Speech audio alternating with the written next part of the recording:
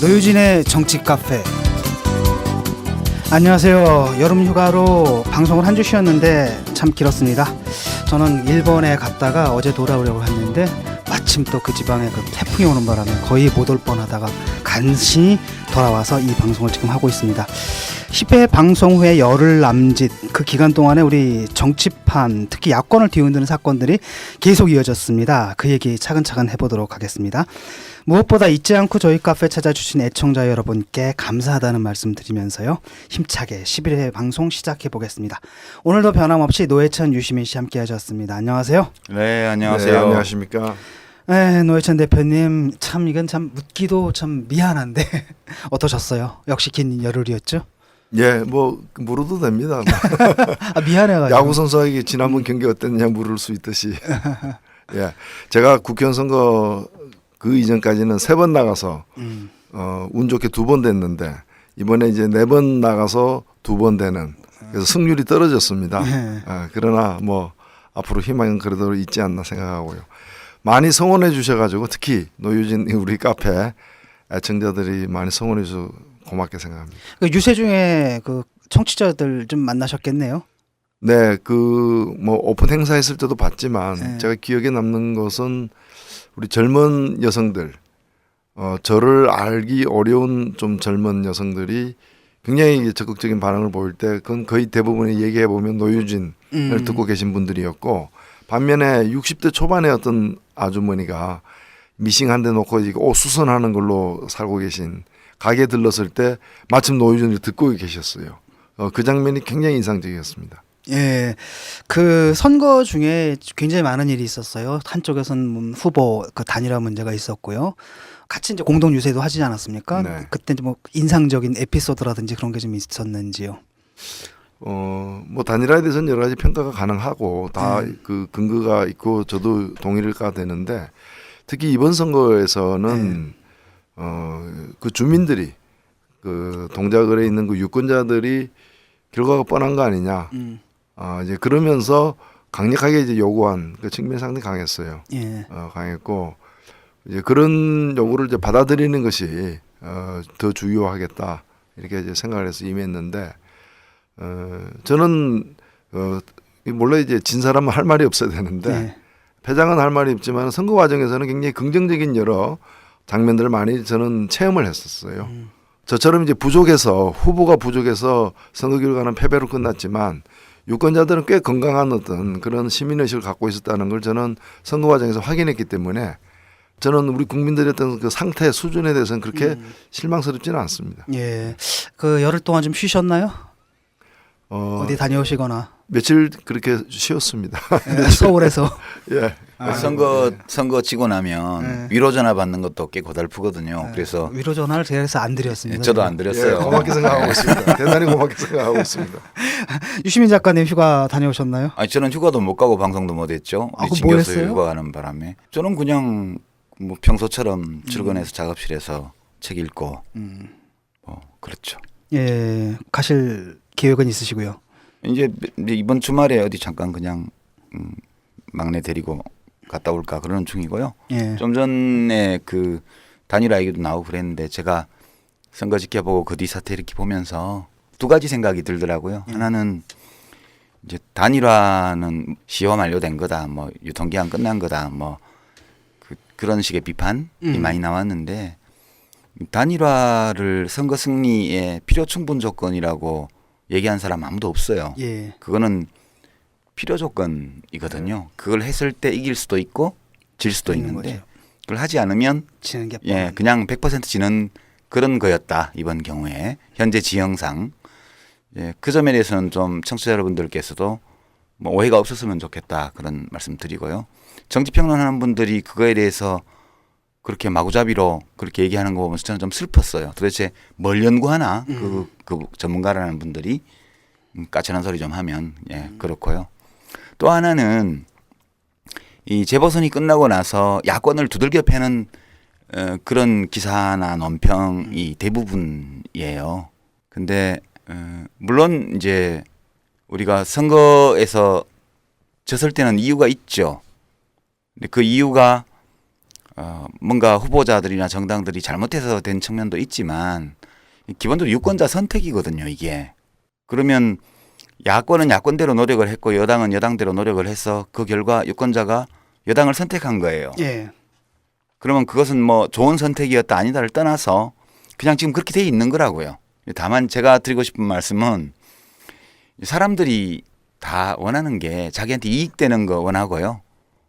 그리고 이제 올바른 걸 원해요. 그러니까 이게 옛날식으로 표현하면 이익, 그다음에 옳은 거. 이 두 개가 우리 삶에서는 중요한데 되게 옳고 그름을 잘 구별하지 않는 사람들도 있고요. 그걸 아예 구분할 마음 자체를 잃어버린 사람도 많고요. 그다음에 의를 알지만 그래서 자기의 이익이 되는 것을 더 중시한 나머지 자기 이익을 침해하지 않는 범위에서만 의로움을 추구하는 사람도 있고요. 또 들어는 자기한테 물질적인 손해가 오는 것을 감수하면서까지 알고 감수하면서까지 의를 추구하는 사람도 있고 그런 거거든요. 예. 저는 이번 여권에서 이정현 후보 호남에서의 승리나 뭐 이 동작에서의 강남 사고 이런 얘기들이 결국은 우리 유권자들 중에 옳고 그름을 따지지 않고 그냥 그런 구분하는 마음 자체를 잃어버린 유권자. 그리고 그런 걸 구분할 줄 알면서도 나에게 돌아오는 개인적 이익이 사회 전체를 더 훌륭하게 만드는 그런 의로움보다 나한테는 더 중요해. 이렇게 생각하는 유권자가 더 많았다는 거예요. 그리고 그게 우리 한국 사회의 현주소임을 우리가 다시 확인하는 그런 결과이지 선거에서 졌다고 해서 무슨 역적질한 것처럼 그렇게 몰아대는 것은 저는 아주 옳지 않은 거라고 생각해요. 그 두 가지 소감이 남습니다. 예, 이제 선거 얘기까지 지난 선거 얘기까지 간단하게 해봤고요. 바로 타임라인으로 들어갈까요? 노유진의 타임라인. 오마이뉴스의 이주영 기자 오랜만이에요. 네, 오랜만에 뵙습니다. 진짜 오랜만이다. 그동안에 가물었어요 우리. 간만에 두 달 만에 보는 것 같아요. 담비처럼 임하셨습니다. 휴가 갔다 오셨나요? 네, 지난주에 휴가였습니다. 어디 갔다 오셨어요? 그냥 있었습니다. 방콕. 방콕 집에서. 네. 예, 오늘의 타임라인 나흘 전이죠. 7.30 재보궐선거 이후에 정치권을 강타한 세월호 특별법안 합의 소식. 여기 이 얘기부터 먼저 하고 들어가죠. 네. 그 7일 오전 여야 원내대표는 세월호 특별법 관련 쟁점을 일괄 타결했습니다. 13일 본회의를 열어 세월호 특별법 합의를 처리하기로 한 것인데요. 이 특검 추천은 현행 상설특검법에 맞춰 진행하기로 했습니다. 당초 새정치연합은 특검 추천 권한을 야당에 줘야 한다라고 강하게 주장을 해왔었는데 여기서 물러서는 것이죠. 그 대신에 새정치연합은 진상조사위 구성을 여야 각 5인을 비롯해서 대법원장과 대한변호사협회 회장이 각각 2인, 또 유가족 측 3인 추천으로 구성하기로 합의했는데요. 이거는 이제 유가족의 참여를 반대해온 새누리당이 한 발 물러선 결과입니다. 예. 어떻게 보면 이제 여당하고 야당이 뭐 한 걸음씩 양보한 모양새가 됐는데 네, 문제는 그렇게 볼 수 있죠. 지금 이 전체에 대해서 유가족들이 굉장히 반발이 심한 것 같아요. 네. 가장 크게 반발하고 있는 부분은 그 진상조사위의 수사권과 기소권을 부여해야 한다는 그 지점입니다. 유가족들은 이제 처음부터 진상조사위가 제대로 이루어지려면 수사권과 기소권이 꼭 부여되어야 한다라고 주장을 해왔는데요. 결국 여야는 그 유가족들의 요구와는 동떨어진 합의안에 사인을 한 것입니다. 그래서 강렬한 반대가 이어지고 있는데요. 유가족들은 9일부터 10일까지 새정치민주연합 당사를 점거하며 그 합의를 철회하라고 요구를 하고 있었습니다. 또 당내에서도 뭐 문재인 의원 등이 여야가 다시 머리를 맞대는 게 도리라고 말하면서 재협상을 공개 요구하는 등 그 새정치연합 비대위원장인 박영선 의원이 진퇴양난의 상황에 처해 있습니다. 지금 의원총회를 열고 있나요, 지금? 아니요, 오후 3시에 열 예정이죠? 네네. 우리 지금 방송 녹음 1시부터 하고 있으니까 녹음 끝나고 나면 녹음 끝나가면 하겠네. 했겠죠 이미. 예. 네네네. 지금 당내 합의에 굉장한 난항을 겪을 것으로 보이는데 뭐가 문제입니까 지금?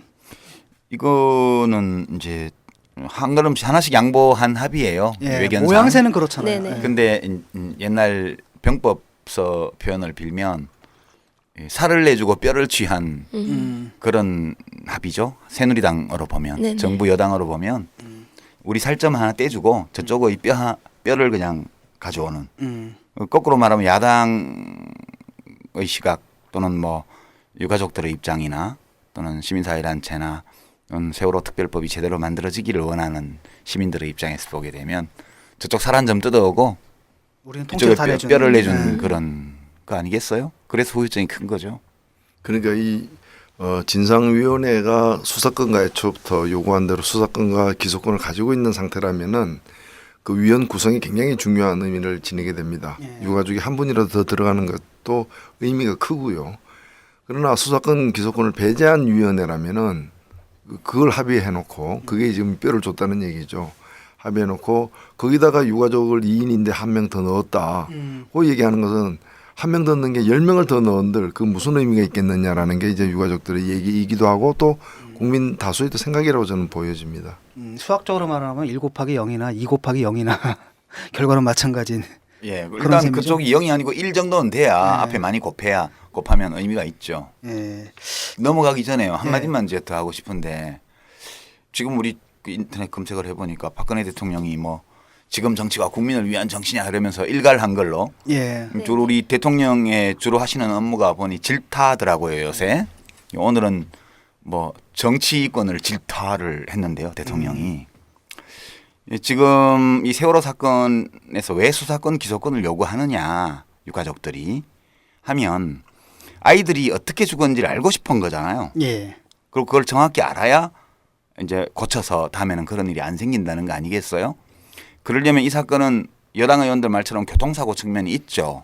이제 해운 사고의 측면이 있죠. 그렇지만 만약 그 자동차 교통사고의 경우에도 경찰이 신호등 체계를 잘못 만들어 놨다든가 자동차 안전기준을 잘못 만들어 놨다든가 그 안전기준 관리 감독을 제대로 안 했다든가 이래서 사고가 났으면 국가과실이 거기 있는 거예요. 뿐만 아니라 사고가 나고 나서 빨리 애들을 보고 나올 수 있는 애들 다 나오라고 얘기를 했어야 되는데 아무것도 안 하고 그냥 해경이 빙빙 돌기만 했다는 게 다 드러난 거 아니겠어요? 그러면 그 진상도 알아야 되죠. 그다음에 청와대가 컨트롤 타워냐 아니냐 문제에 대해서 책임 소재를 규명하기 위해서는 박근혜 대통령 그 행방불명 7시간 지금 상계이 일본 상경뉴스 보도 때문에 시끄러워졌는데 그거 수사권이 있어야 그 제1부속실 거기 경호일지나 부속실 일지를 업무 일지를 보면 그냥 다 나올 거 아니에요. 예. 그 위원회를 아무리 뭐 이쪽 유가족들이 들어가 있다 한들 위원회에서 백날 얘기해도 자료 달라고 하면 안 주면 그만이에요. 이렇게 해서는 진상 규명을 전혀 할 수 없기 때문에 이 세월호 특별법은 사실 만드나 마나한 법이다. 그 점은 정확하게 지적을 해야 될 것 같아요. 얘기 나온 김에 그 예. 정의당의 관점에서는 어떻게 볼 수가 있나요? 예, 정의당은 이제 이 위원회가 수사권과 기소권을 다 가져야 된다고 보고 그것이 이제 기소 같은 경우는 이제 특별검사를 이 위원회의 구성원으로 해서 기소를 할 수 있게 위원회 해놨는데 산하의 특별검사. 예, 그런데 이게 말이죠.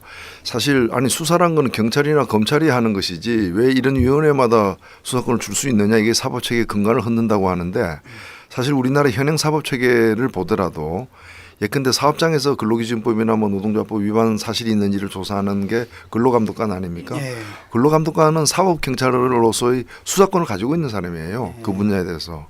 그럼 근로감독관도 갖고 있는 수사권을 이런 이제 전대미문의 어떤 참사 다시는 되풀이돼서는 안 되는 참사를 진상을 조사하는데 그 수사권도 안 준다는 얘기는 마음에 맞는 수사만 하겠다라는 얘기 아닙니까? 그 진상조사의 의지가 없다라는 얘기죠. 그런 식으로 할 것 같으면은 그냥 국정감사 때 다루고, 그렇지. 그다음에 지금 대검찰청에서 이거 그냥 수사하고 그래도 될 일을 왜 이렇게 몇 달 동안 이 진상조사위원회까지 만들어서 진상을 규명하려고 하느냐. 그것은 유가족들의 한을 풀기 위해서가 아니라 우리 국민 모두에게 해당되는 우리의 미래에 다시는 이런 같은 참사가 벌어지지 않도록 하기 위해서는 제대로 진상을 규명하고 처벌할 사람 제대로 처벌해야 된다라는 거거든요. 그래서 저는 이것은 단순히 유가족을 달래기 위한 유가족의 한을 풀기 위한 것이 아니다. 우리의 미래, 우리의 안전을 위한 거는 우리 아이들의 안전을. 그런 점에서 저는 그냥 넘어갈 수 있는 문제가 결코 아니라고 봅니다. 그래서 저는 지금 새정치민주연합 같은 경우에는 너무 유가족만 보는 것 같아요. 그래서 이분들에게 이러저러하게 좀 위로하고 달래는 수준에서 되는 건 되고 안 되는 건 안 되고 뭐 이렇게 처리하려고 했던 것 같아요. 근데 그러나 이제 이 문제는 애초 출발부터가 이걸 지금 1년 6개월이나 2년씩 활동 기간을 잡아가지고 제대로 한번 조사를 해서 다시는 이 세월호 참사와 같은 이 부끄러운 일이 일어나지 않도록 해야 된다는 그런 국민들의 열망을 아직 모르고 있는 게 아닌가 정치권이. 그런 생각이 듭니다. 잘못하면 새정치민주연합의 정치적 붕괴를 불러올 거예요. 저는 그렇게 봐요. 예, 다른 한편으로 이번 합의가 사실은 그 730 재보궐선거 참패 때부터 이미 예견된 건 아닌가 이런 생각도 좀 들거든요. 사실은 그렇게 좀 밀린 측면은 있죠. 정신적으로 밀리고 있는 거죠. 예. 몸은 그대로인데 자꾸 정신만 뒤로 뒷걸음질 치고 있는 거죠. 예, 그런 의미에서 이제 다시 그 재보궐선거 얘기로 좀 넘어가도록 하겠습니다. 네. 그 새정치민주연합 어떻습니까? 지금 상황이 복잡하죠? 상황이 매우 복잡합니다. 그래서 처음에 11대 4의 참패 결과를 받아 안았을 때 그 새정치민주연합 내에 더 좋은 미래 소속 의원들은 이 세월호 특별법 합의가 지지부진 될까봐 굉장히 우려된다라고 얘기를 했었는데 그 우려가 현실화되고 있다라고 보여집니다. 그래서 730 재보궐선거 참패 성적을 받아하는 새정치민주연합은 좀 바람 앞에 촛불 같은 형국이다라고 얘기를 할 수 있겠는데요. 직후에 이제 김한길, 안철수 두 공동대표는 선거 패배에 책임지고 대표직에서 아예 물러났습니다. 이제 직후에 이제 비상대책위원회 체제가 가동됐는데 여기 위원장이 그 세월호 특별법의 합의에 사인을 한 이제 박영선 원내대표 이신 거죠. 그래서 이제 박영선 비대위원장이 이제 새정치민주연합을 이끌게 됐는데요. 그래서 새정치연합은 향후 이제 내년 1월과 3월 사이에 전당대회를 열고 향후 2년을 책임지며 2017년 총선 공천권까지 행사할 새로운 지도부를 뽑는 수순을 밟을 것으로 보입니다. 근데 여론은 이보다 더 강력한 혁신을 요구하고 있습니다. 내일신문이 보궐선거 직후 실시한 여론조사에 따르면 응답자의 절반가량이 새정치연합이 해체한 후에 재창당해야 한다라고 답했다고 합니다. 예, 사실 정의당 같은 경우는 어떻게 되나요? 평가 자체도 지금 안 되고 있나요? 정의당도 평가를 그러니까 했죠. 어저께 했습니다. 예, 어떻게 나왔습니까? 정의당은 이걸 뭐 참패로 보지는 않고요. 예. 가장 이제 목표로 했던 걸 이루지는 못했지만 당선자 되지 못했고 그러나 이후로 이렇게 앞으로 이제 총선이나 등등을 통해서 나아갈 수 있는 어떤 그런 이제 좀 정치적 발판을 확보해 가고 있다. 이렇게 좀 나름대로는 그 성과에 만족할 만한 성과가 난 건 아니지만은 예. 또 정의당의 기본 이제까지 했던 그 방향을 유지하면서 나아가려고 하는 그런 자신감을 좀 확인한 선거로 평가한 걸로 알고 있습니다. 근데 이게 잣대가 좀 다른 게 정의당만 하더라도 이제 뭐 여론조사 지지율 최근에 뭐 7%대도 나오고 합니다만 되게 5, 6% 예. 정도의 이제 국민 지지를 받는 당이고 의석이 5개밖에 없으니까 국가 운영, 국정 운영에 대해서 책임질 몫이 적어요, 사실은. 그러니까 유권자들도 이제 그것을 고려해서 정의당 같은 작은 당에게는 좀 너그럽기 마련이고 언론의 비판이나 관심도 좀 덜 차갑죠. 예. 예. 그러나 우리 내부의 정의당 내부의 고민 이런 것들은 밖으로 이렇게 얘기하는 것보다 훨씬 깊을 것으로 저는 생각을 하고요. 새정치민주연합의 경우에는 지금 안철수 대표 공동대표가 사퇴하면서 이제 무보직이 됐잖아요. 그냥 평의원이고 네. 지지율이 이 새정치연합 21%까지 추진위원회하고 통합 이전 네, 그 그러니까, 수준으로 네, 돌아갔습니다. 돌아갔죠. 네. 돌아가 있어서 지금 이제 원위치 된 거예요. 그리고 그 원위치가 되는 동안 안철수라는 엄청난 잠재력을 갖고 있던 정치자원이 소진되어 버렸단 말이죠. 예. 야권 전체로서는 앞길이 훨씬 더 어두워진 예, 그런 국면이라고 저는 판단합니다. 예, 지금 새정치민주연합이 어떤 길로 나가야 될지 여론조사 결과가 나온 게 있죠? 네, 아까 말씀드렸던 것을 조금 더 보강해서 말씀을 드리면 그 내일신문이 조사한 여론조사에 따르면 그 7월 31일에 했는데요. 그 성인용료 800명을 대상으로 향후 진로에 대해 어떻게 가야 되느냐라고 물었더니 45.5%가 해체한 후 재창당을 얘기를 했고요. 예. 그 지도부를 전면 교체하고 전당대회를 개최해야 한다는 응답은 36.6%에 그쳤다고 합니다. 예, 그러니까 사실 뭐 당 없애고 다시 만들어라. 그게 아니죠. 36.6%면 당 지지율보다 15%나 높잖아요. 예. 아직 기대를 걸고 있다. 예, 그렇기도 하고 또 해체 후라고 답하는 응답자 중에는 또 여권 지지층도 다 포함되어 있기 때문에 이 여론조사 해석은 좀 신중하게 할 필요가 있다. 저는 네. 그렇게. 그러니까 사실은 그 야권 지지자들 대상으로 좀 조사를 했으면 그렇죠. 그렇게 해야 되는데. 정확한 수치가 나왔을 텐데. 근데 이건 여론조사로는 사실 잘 몰라요. 왜냐하면 국민들이 야권을 지지하는 시민들조차도 이제 새정치민주연합이나 야권 전체의 문제가 뭔지에 대해서 뭐 구체적인 생각을 가지고 있는 건 아니거든요. 그냥 네. 불만이 있다는 얘기예요. 잘 못한다, 시끄럽다, 공천도 제대로 못하고 뭐 문제가 있을 때 일치 단결해서 잘해야 되는데 저것들끼리 맨날 싸우고 그리고 뭐 툭하면 뭐 공천 때문에 무슨 싸움이 일어나고 뭐 요즘은 또 뭐 여야 균형 맞추기 하느라고 그러는지 검찰에 불려다니고 의원들이 그러잖아요. 네. 이제 그런 불만인 거고. 근데 이제 엄밀하게 말하면 제가 보는 견지에서는 정통성의 위기라고 봐요. 이 새정치연합 경우에. 그러니까 정치에서는 이게 권력을 다루는 거기 때문에 정통성이 되게 중요하거든요. 어디선가 정통성이 나와야 돼요. 근데 과거 시기를 보면 김대중 대통령이 당을 이끌고 있던 시절만 하더라도 그 당의 정통성이 역사적인 데서 나왔거든요. 김대중 대통령이 오랜 세월 동안 민주화운동, 민주화투쟁의 지도자였고 그리고 그 개인에게 국민들이 쏟아주는 상당히 많은 관심과 지지 이런 것들이 그 김대중 대통령이 총재로서 당을 거의 대주주처럼 그렇게 전일적으로 지배하는 이런 구조를 갖고 있었어요. 거버넌스가 있었던 거죠. 이 지배 구조가. 근데 김대중 대통령 퇴장 이후에 이 당은 새로운 지배 구조를 만들었어야 돼요.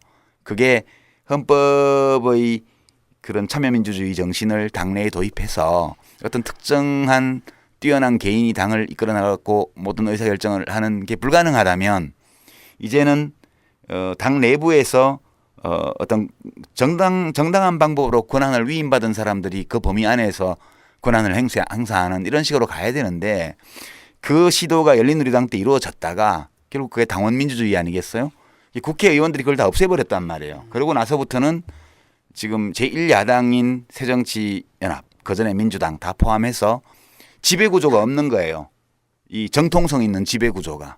그러니까 어떤 당의 의사를 하나로 모으지도 못하고 효율적으로 당을 운영하지도 못하고 충돌하는 개별적 이해관계를 조율하지도 못하고 위기가 오거나 환경 변화가 일어났을 때 유연한 변화와 혁신도 못하게 되고. 그런데 국민들 입장에서는 그래도 깡패 같은 한나라당, 저는 새누리당, 저는 그렇게 표현해요. 진짜 깡패 같은데 그 깡패 같은 힘센 정당을 그나마 견제해주고 우리 목소리를 부분적으로라도 이렇게 표출해줄 수 있는 그런 주체가 그 제1야당밖에 없기 때문에 그걸 지지할 수밖에 없는 이런 슬픈 모순적인 상황이 지금까지 계속되고 있는 거다. 저는 그렇게 진단합니다. 이게 그 시스템 차원에서 이렇게 언급을 하셨지만 사실 그 양김 시대 이후 흔히 얘기하는 포스트 양김 시대, 양김 시대 이후의 한국 정치에 있어서 특히 이제 현재의 야당이 양김 시대의 그 낡은 어떤 시스템과 어떤 이 존재 방식 또 혹은 낡은 기득권에 계속 의존해 오고 있다. 야권 지지자들은 그걸 넘어서는 새로운 정치를 요구하고 있는데 새로운 정치를 만들어내고 유지하고 구현해내기보다는 그냥 가장 손쉬운 못해도 2등은 한다. 2등은 안정적으로 보장되어 있는 그 조건 속에서 그 2등 하는데 또 2등은 위협받지도 않아요. 15군데 재보궐선거에서 4군데가 아니라 한 군데도 못 이긴다 하더라도 2등은 보장되는 거예요. 원내에서 100석이 넘는 2등.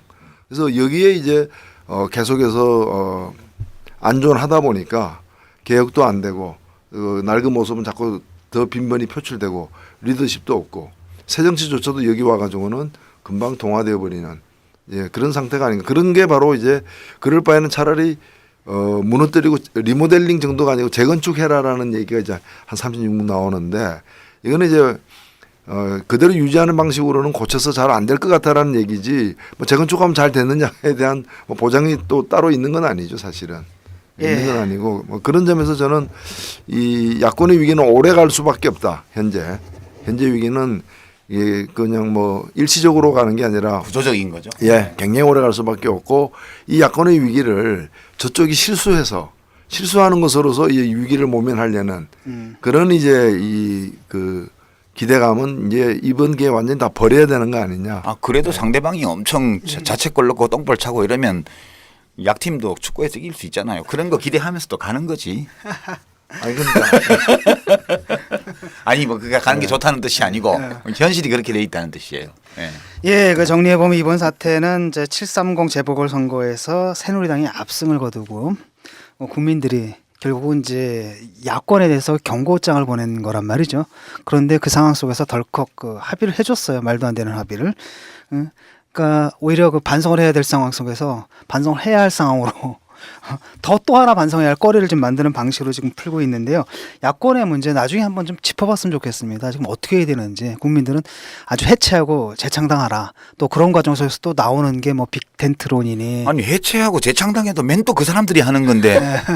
그러니까 또 다른 아니 한편은 해체와 재창당은 이제까지 많이 해온 것 중에 하나예요. 이제까지 예. 많이 아 해체는 안 해봤어요. 자주 등장한 신설합당에 의한 창당 이런 거는 많이 했죠. 그러니까 요번에 그 실험적으로 한번 해체를 하는 것도 해보는 것도 나쁘진 않을 것 같은데, 근데 이제 그 지금 사람들이 그 해체라는 말 속에 포함되어 있는 말이 그거잖아요. 해치고 야권들 예를 들어 진보 정당까지 다 포함하는 빅텐트론이라든지 이것까지도 한번 생각해 보자 이런 얘기인 것 같고, 지금 그런 얘기들이 슬슬 흘러나오고 있거든요. 이제 특히 새정치연합 쪽에서 많이 흘리는 것 같고, 예, 뭐 정의당 쪽에서는 약간 시큰둥한 것 같고. 그건 그 정의당은 사실은 그 문제에 대해서 그렇게 그걸 주요한 어떤 앞으로 어떤 활로로 생각하고 큰 관심을 갖고 있지는 않아요. 제가 보기에는. 그런데 이제 물론 정의당의 진로라는 거는 어차피 이건 더 작은 배, 지금 그 거센 풍파 속에서 더 작은 배에 의존해서 항해를 하고 있다 보니까 사실은 더 막막한 면은 있습니다. 그래서 아까 말씀하신 것처럼 고민이 깊은 건 있는데, 그렇다고 해서 저기 옆에 있는 큰 배로 올라타면은 이 항해가 애초에 가고자 하는 방향으로 잘 갈 거라고 이렇게 생각지는 않죠. 근데 언론에 의해서 이제 한쪽으로만 너무 보도가 되는 바람에 그러니까 당에서 전혀 듣는 바 없는데 이제 신문을 보면 막 나온단 말이죠. 원래 그런 거예요. 그게 이제 정의당은 작은 당이고 이제 생긴 지 얼마 안 됐고, 또 정의당의 구성원 중에는 저 새정치연합이라는 이름을 가지고 있는 저 제1야당 현재의 저 당에 몸담아 본 사람들이 꽤 또 있거든요. 네. 그러니까 그 큰 당에 몸담아 봤던 사람들이 왜 거기 안 있고 여기 있겠어요. 그러니까 지금 정의당을 뭐 어떻게 또 통합해서 어떻게 해보자 이런 얘기들이 민주당에서 나오는데, 그것이 이 옳다 그르다 이렇게 말할 수는 없어요. 뭐든지 정치에서는 이렇게 합의가 되고 이렇게 되면 할 수 있다고 봐요, 저는. 그런데 문제는 그 정의당이 이 정의당을 지금 하는 이유가 정의당을 하고 있는 사람들이 지향하는 어떤 목표, 우리나라가 이랬으면 좋겠다라는 소망, 이런 것들을 도저히 현재의 제1야당이나 혹은 집권당 안에서는 씨도 안 믿기거나 아니면 가서 떠들어봤자 구박이나 당하지 실현 가능성이 없다 이렇게 판단을 하고 어려운 길을 가는 거잖아요. 근데 또 그렇게 작은 정당 귀찮으니까 선거 때마다 후보 내고 몇 프로씩 가져가고 저것 때문에 더 힘들어. 그러니까 저걸 아예 없애버려야 돼. 이 생각을 하면서 무슨 해산하고 재창당을 하든 통합을 하든 또 현재의 새정치연합과 같은 지배구조 내부에서 정통성 있는 리더십을 세울 수 없는 그런 구조로 또 가게 되면 그냥 정의당만 없어지는 거예요. 우리 진보정당도 과거 통합진보당 시절에 그 폭력 사태니 경선 부정이니 이런 게 결국은 어떤 특정한 리더가 끌어가는 혹은 이해관계에 의해서 가는 게 아니고 당원들의 민주적 선택에 의해서 문제들을 해결해 나가는 내부 지배구조가 무너진 데서 결국 이제 국민의 외면을 받고 당이 분열되고 그렇게 했던 거 아니겠어요? 그래서 저는 지금 시점에서 야권이 아무리 지금 상황이 고통스럽고 전망이 암울하다 하더라도 이럴 때일수록 민주주의와 이 정당 민주주의의 기본 원칙으로 지금 돌아가야 된다. 그리고 그 바탕 위에서 무슨 이야기를 할 수 있는 것이지, 그게 아니고 새누리당이 너무 세니까 세력 통합식으로 이렇게 힘 합쳐 그냥 붙어보자 이래가지고는 안 된다는 게 이미 지난 한 10년 경험에서 충분히 확인된 거 아니냐. 그 점은 다시 살펴봐야 될 것 같아요. 예. 야권이 위기에 처해 있는 건 사실인 것 같고요. 뭔가 이제 해결책이 필요한 건 사실인 것 같고. 야권이 위기에 처한 건 괜찮아요. 그래봤자 뭐 자기들 국회의원 못 되고 이런 정도인데, 국민이, 민생이, 우리 국민의 삶이, 국가의 기본이 지금 위기에 처해 있는 거 아닙니까? 이것 때문에 지금 그러는 거지. 참 답답해요. 예, 정치 카페에서 나중에 따로 유주잘만 가지고 한번 시간을 예, 좀 한번 잡아봤으면 합시다. 좋겠습니다. 일단 좀- 제일 야당의 문제, 예, 그 그다음 해결책, 민주당 그리고 또 비대위원장 모시다가 한번 하죠. 그리고 또 그 제2 야당으로서의 그 우리 그 정의당의 문제라든지 그다음 이 양당 간의 관계 문제라든지 이건 나중에 한번 따로 시간을 내서 예, 새정치연합 비대위원장 한번 모셔다가 한번 얘기해보고 해요. 싶습니다. 그리고 잠시 후에 새정치민주연합의 의원총회가 있는데 정치 카페에서도 관심을 갖고 상황을 지켜보도록 하겠습니다. 예, 이종현 기자 수고 많으셨습니다. 네, 감사합니다. 예, 오랜만에 땅이 젖었어요. 예, 100분 토크로 이제 넘어가겠습니다. 글 쓰는 사람 유시민입니다. 혹시 이런 의문 가지고 계신가요? 우리나라는 왜 이럴까? 세상의 어리석음은 바로잡을 수 없는 것일까? 과거에 벌어졌던 그리고 오늘 일어나고 있는 일들에 대해 내가 느끼는 분노, 수치심, 기쁨, 자랑스러움 이런 상충하는 감정을 어떻게 처리해야 될까? 아이들한테 조금이라도 더 훌륭한 나라를 물려주려면 내가 뭘 해야 할까? 이런 의문에 대답하려면 우리나라가 걸어온 길을 되짚어보고 진솔하게 과거와 대화해 보아야 할 것입니다. 그래서 제가 이 책을 썼습니다. 나의 한국 현대사 1959년에서 2014년 55년의 기록 도서출판 돌베개에서 변했습니다. 노유진의 100분 토크. 오늘 방송이 11회 방송인데요. 사실 정치 카페에서 먼저 다뤘어야 할 주제가 있습니다. 정부가 발생한 재난으로부터 국민을 안전하게 보호해야 한다는 것. 당연한 일이지만 이 정부에서 그런 기대가 얼마나 어리석은 일인지 우리가 세월호 참사를 통해서 똑똑히 지켜보았기 때문에 더 중요하게 느껴지는 주제입니다. 정치 카페 2회 방송에 게스트로 나왔던 한홍구 교수가 이렇게 말씀하셨죠. 세월호 참사가 있던 바로 그날 정부는 고리 원전 1호기의 재가동을 승인했다. 어쩌면 세월호 대참사는 핵발전 사고라는 대재앙의 경고일지 모른다. 이렇게 말씀하셨습니다. 오늘 100분 토크 바로 이 문제 다루겠습니다. 우리가 미리 대처하지 않으면 대한민국을 단 한 번의 실수로도 침몰시킬 수 있는 그런 문제죠. 이미 명백한 위험으로 우리 앞에 다가와 있는 원전 안전 문제. 한국 탈핵의 저자이시죠. 동국대학교 의대 김익준 교수님과 함께 이야기해 보겠습니다. 안녕하세요. 예, 안녕하십니까. 얼마 전에 히로시마에서 탈핵 강연을 하고 귀국하셨다고 들었습니다. 아, 예. 저번 주에. 지난주에 예. 어떤 일로 히로시마까지 가셨어요? 히로시마는 이제 8월 6일 날 예. 지금 원폭이 터진 날이기 때문에 매년 그렇구나. 8월 6일 날마다 세계 반핵 대회를 엽니다. 거기서 좀 초청이 와서 가서 강의도 하고 뭐 발언도 좀 하고 이렇게 왔습니다. 예, 그럼 주제가 그 원자 폭탄에 관한 건가요? 아니면 원자력 발전에 관한 건가요? 주로 이제 원자 폭탄에 관한 얘기가 많았었는데 예. 후쿠시마 핵사고 난 다음에 이제 원자력 발전소 얘기도 지금 점점 많아지고 있는 상황이죠. 예. 먼저 후쿠시마 핵사고 이후에 일본 상황부터 이야기를 나눠보는 게 좋을 것 같은데요. 예. 다들 느끼시겠지만 두 개의 일본이 있는 것 같아요. 후쿠시마 핵사고의 눈으로 본 아주 위험한 일본이 있는가 하면 핵사고 이전과 또 다름없이 평온한 일본. 이번에 저도 갔다 왔는데 예. 뭐가 달라졌나 이런 생각이 들 정도거든요. 굉장히 극단적으로 다른 두 개의 일본이 있습니다. 그래서 불안하게 보는 사람은 일본에서 온 거라고 하면 일단 다 위험하다고 보거든요. 생선이니 뭐니 이런 것부터. 예. 반대로 사고는 이미 끝났다.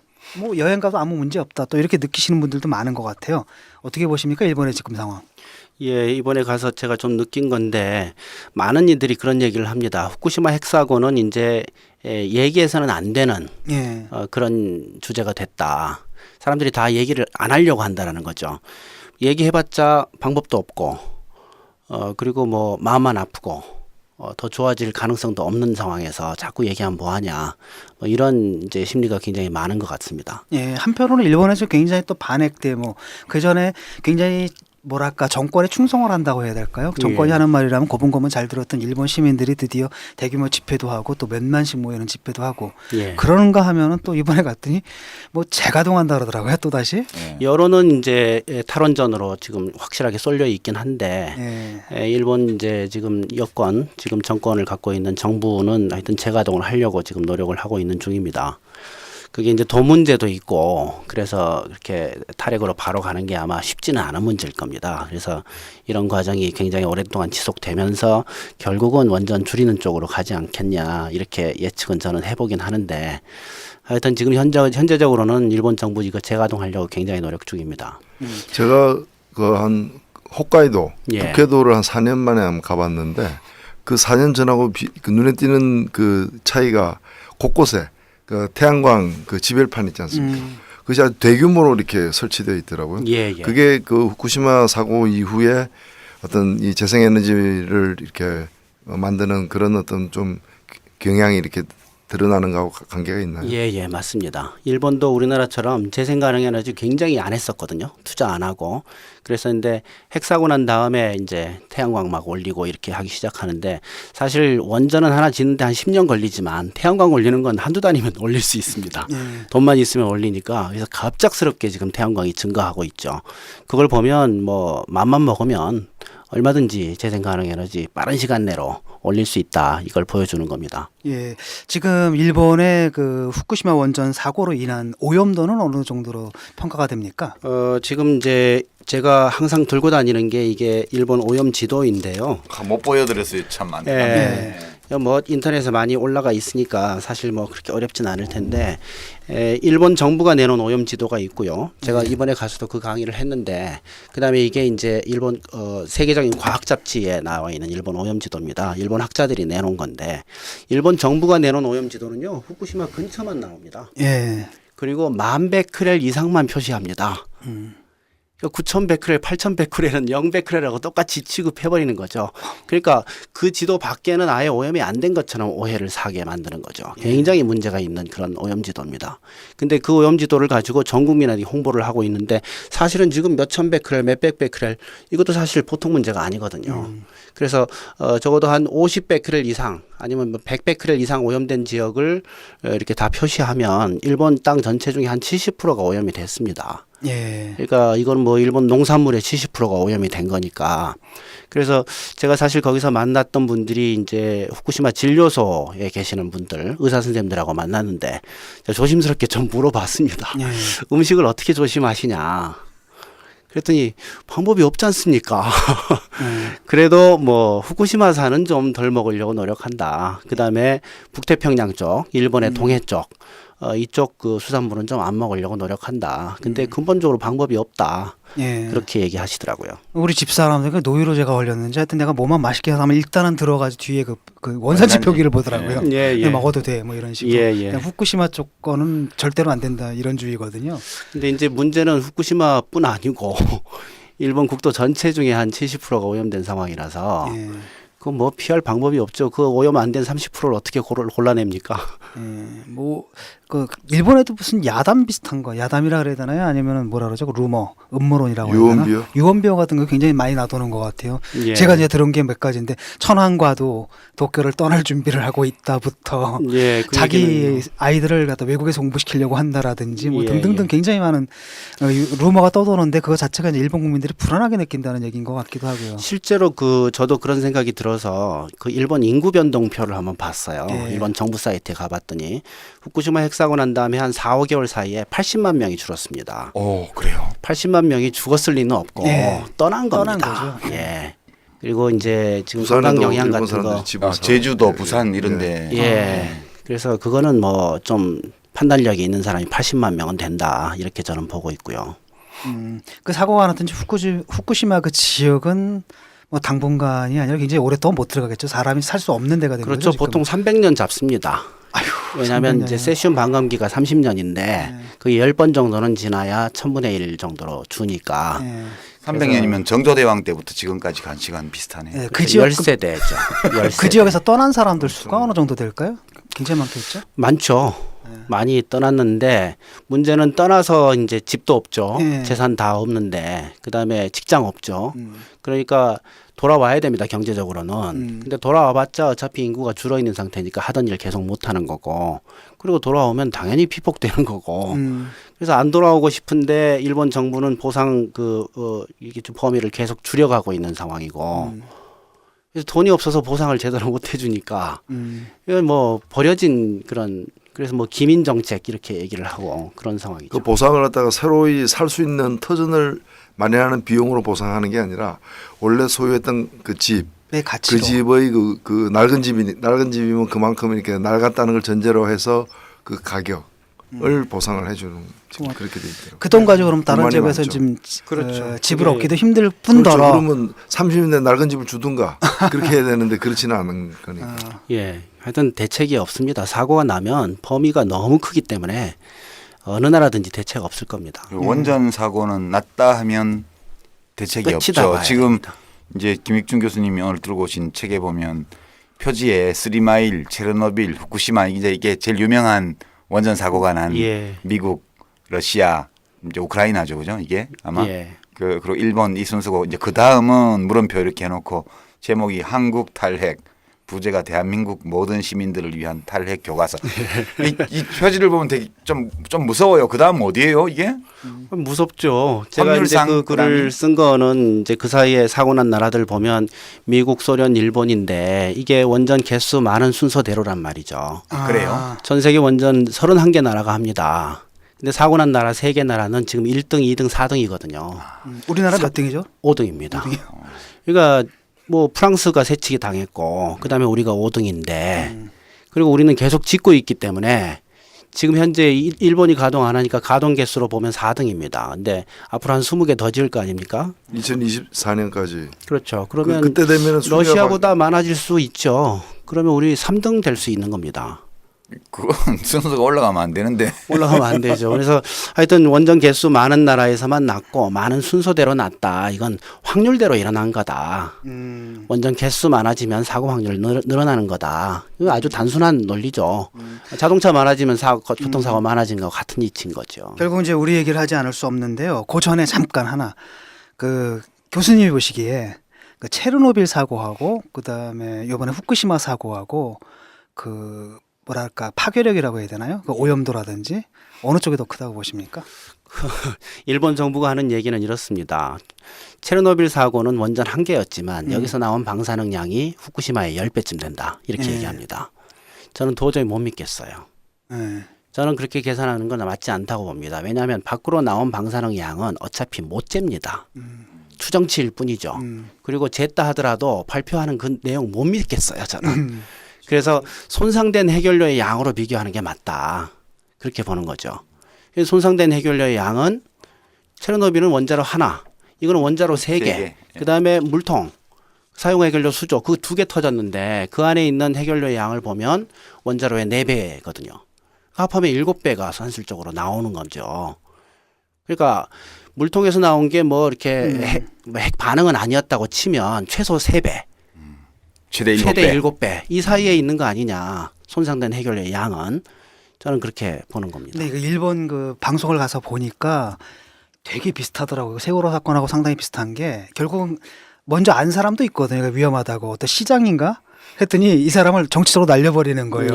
예. 그러니까 뭐 돈을 받았다? 이렇게 기소를 하고 검찰에. 근데 나중에 이제 우리 무죄로 나오고. 그 검찰총장 쫓아내듯이. 네, 그렇게 나중에 근데 알고 보니까 이제 그 무고였죠. 뭐 그런 경우도 있고. 그리고 뭐 일어난 그 원전 사고 건수가 지금 뭐 쓰리마일이나 체르노빌은 한참 됐지 않습니까? 예.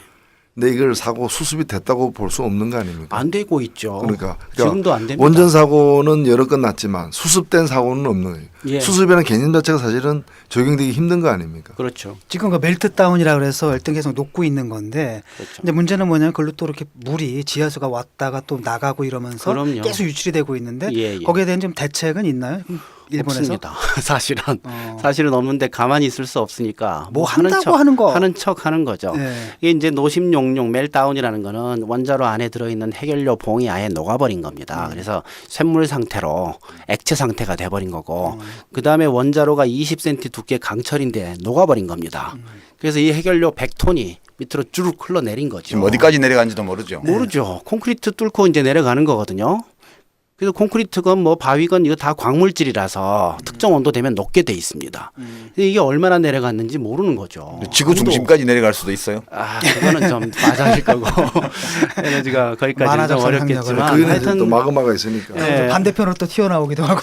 분명한 거는 그 근처를 지나는 지하수하고 얘가 만나고 그 지하수가 오염이 된 채로 태평양에 나가는 겁니다. 근데 이걸 막기 위해서 원자로 4개 있는 후쿠시마 그 제1원전 그 4개 전체를 얼려버리겠다는 거예요. 네. 그래서 지하수가 못 들어오도록. 근데 문제는 뭐냐면 일단 근본적으로 이렇게 벽은 올릴 수가 있지만 네. 바닥은 못 올립니다. 예, 밑으로 내려가는 거. 이 문제가 있고 두 번째는 올리려고 해 보니까 여기 지금 노심용융 돼버린 그 해결료에서 열이 계속 나는 거예요. 안 얼어. 얼지가 않는 거예요. 그래서 지금 계속 실패하고 있는데 근본적으로 이거는 원래부터 쇼였다. 그런 생각이 듭니다. 그러니까 애초에 그 자체가 실현 가능한 계획이 방법? 아니고 네, 근데 국민들 가만히 있을 수는 없으니까. 뭔가 하는 척이라도. 네, 그런 거 아닌가. 그래서 우리 얘기로 이제 돌아와서요. 그래서 후쿠시마 사고 이후에 전 세계에서 이제 독일말로 아우슈타이겐이라 그러는데 예, 뭐라 그러죠? 탈핵 선언. 탈핵 선언들을 하는 방향으로 나오고 있는데, 근데 우리나라에서는 뭐 잠깐 얘기가 되는 듯 마는 듯 하더니 계속 지을 예정인 것 같아요. 그래서 전 세계적인 흐름과 좀 거꾸로 가고 있지 않는가. 우리는 이런 생각- 수출하겠다는 거 아니에요? 수출까지 하겠다고 예. 하고 있는데 자급자족을 넘어서서 수출하겠다는 거예요. 도대체 왜 이런 거꾸로 된 결론이 나오는 걸까요? 일단 그 정부가 그 사실 직접적으로 전 세계 원자력 산업이 커가고 있다 뭐 이렇게 얘기하지는 않습니다. 근데 얘기하는 걸 보면 전 국민이 그런 것처럼 느끼도록 얘기를 하고 있거든요. 근데 사실 그거는 사실과 다릅니다. 원자력 발전소는요, 이 산업 자체가 지금 사양길에 접어들었어요. 모든 산업들이 다 그렇습니다만 선진국이 주도해서 딱 성장합니다. 그 다음에 또 수십 년 동안 그 자리에 있습니다. 보통 그래요. 이 과정에서 손바뀜이 일어나죠. 선진국은 손 뺍니다. 후진국 들어옵니다. 그런 다음에 선진국은 본전 다 챙긴 다음에 그 다음에 내깔려 둬버리면 그 다음에 이제 내려가는 그런 이제 그래서 유럽이 그 사이 25년간 원전을 50개를 줄여버렸습니다. 그리고 미국도 30년간 원전을 안 지었고요. 그러니까 선진국은 손 빼는 겁니다. 그리고 그 50개 줄은 50개를 누가 채웠냐 보면 주로 아시아에 있는 개도국들이 한국, 중국, 인도 이런 나라들이 대만도 짓죠. 대만 몇 개 안 됩니다. 대만도 하여튼- 탈원전하고 대만은 후쿠시마 이후에 거의 탈원전 지금 한참 갈등 중인데 대만 같은 섬은 뭐 원전 사고 하나 크게 나면 그 자체로 국가 전체가 없어지는 거죠. 없어지는 거 아니에요. 우리나라도 마찬가지입니다. 대만하고 우리 남한하고 뭐 땅 넓이가 비슷할걸요. 밀도는 우리가 더 높지 않아요. 그렇죠. 예. 아니 근데 사실 이게 위험이라는 게 우리가 길 가다가 차들이 부딪히면 교통사고, 뭐 접촉사고 그렇죠. 나고 전복사고 눈에 다 보이잖아요. 최근에 세월호 참사 이후에 이제 시민들이 제일 놀라고 있는 게 그 석촌호수 주변 싱크홀. 그 싱크홀 뭐 그렇죠. 깊이 5m 뭐 길이 8m짜리 이런 것들이 이제 흙 채워 놓으니까 또 주저앉고 하잖아요.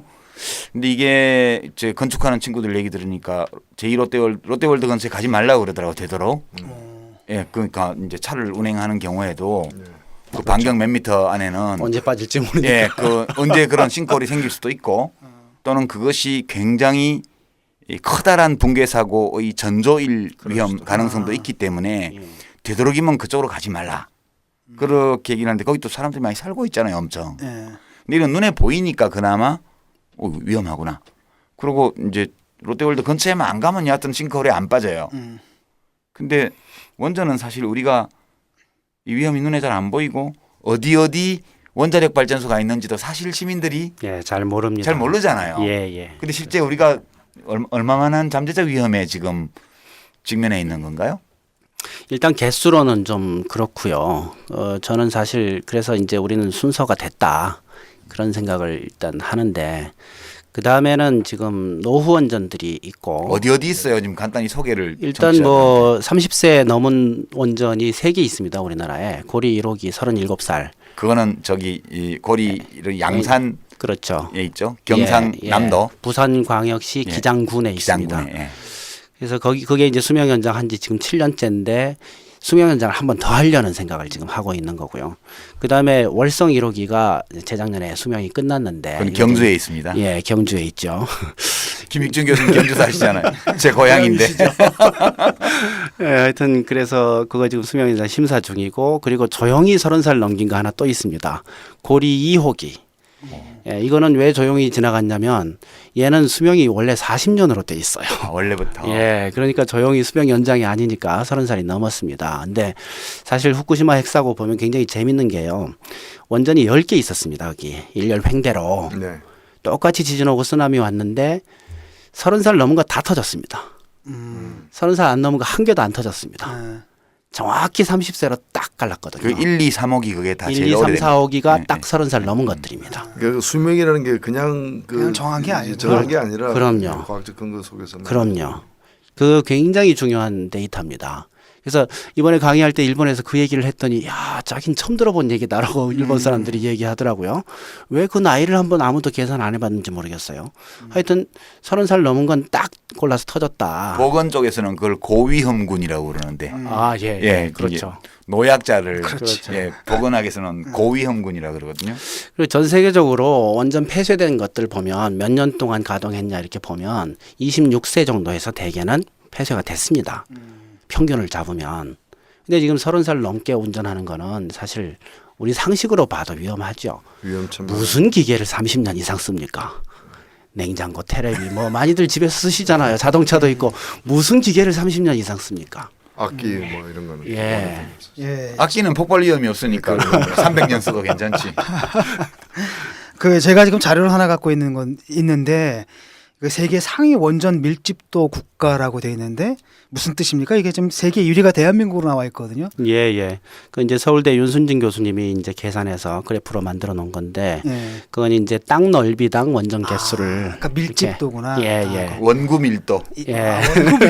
그렇네요. 그걸로 하면 이제 우리나라가 1등인데 우리는 계속 짓고 있기 때문에 예. 이 밀도가 계속 올라가고. 제가 알기로 지금 기장군에게 이제 낡은 게 2개 있고 예. 그 이제 그 부산, 경남, 울산 일대가 다 그 범위에 들어가죠. 사고가 그렇죠. 나면. 그렇죠. 그다음에 경주에 지금 이제 월성 개가 1호기가 늙은 게 있고요. 예. 그다음에 유명한 원전 지역이 영광원전, 전라남도 영광군하고 그 경상북도 울진군하고 예, 예. 그렇게 많이 알려져 있는데요. 예. 그렇게 4군데 있습니다. 예. 우리나라가. 거기 나머지 2군데 원전들은 연세가 얼마나 되신 분들이신가요? 그쪽은 뭐 한 10년쯤 남았습니다. 그 고리는 이번에 새누리당 부산시장 후보도 그 지방선거에서 그걸 갖다가 이제 더 이상 연장하지 않겠다라고 공약을 했어요. 예. 그러니까 네. 그런 선거할 때는 이제 주민들의 어떤 그런 이제 바램을 갖다가 대변하는데 실제 국가 정책은 또 연장하는 쪽으로 가고 있다는 거예요. 당이 다른가? 당이 달라요? 뭐 같은 당인데 그런 거죠. 선거용입니다. 저 박근혜 대통령도 대선 당시에 원전 비중 줄이겠다고 공약을 했거든요. 예. 지금 줄이긴 뭘 줄입니까? 그 자료를 조금 소개하고 넘어가는 게 좋을 것 같아요.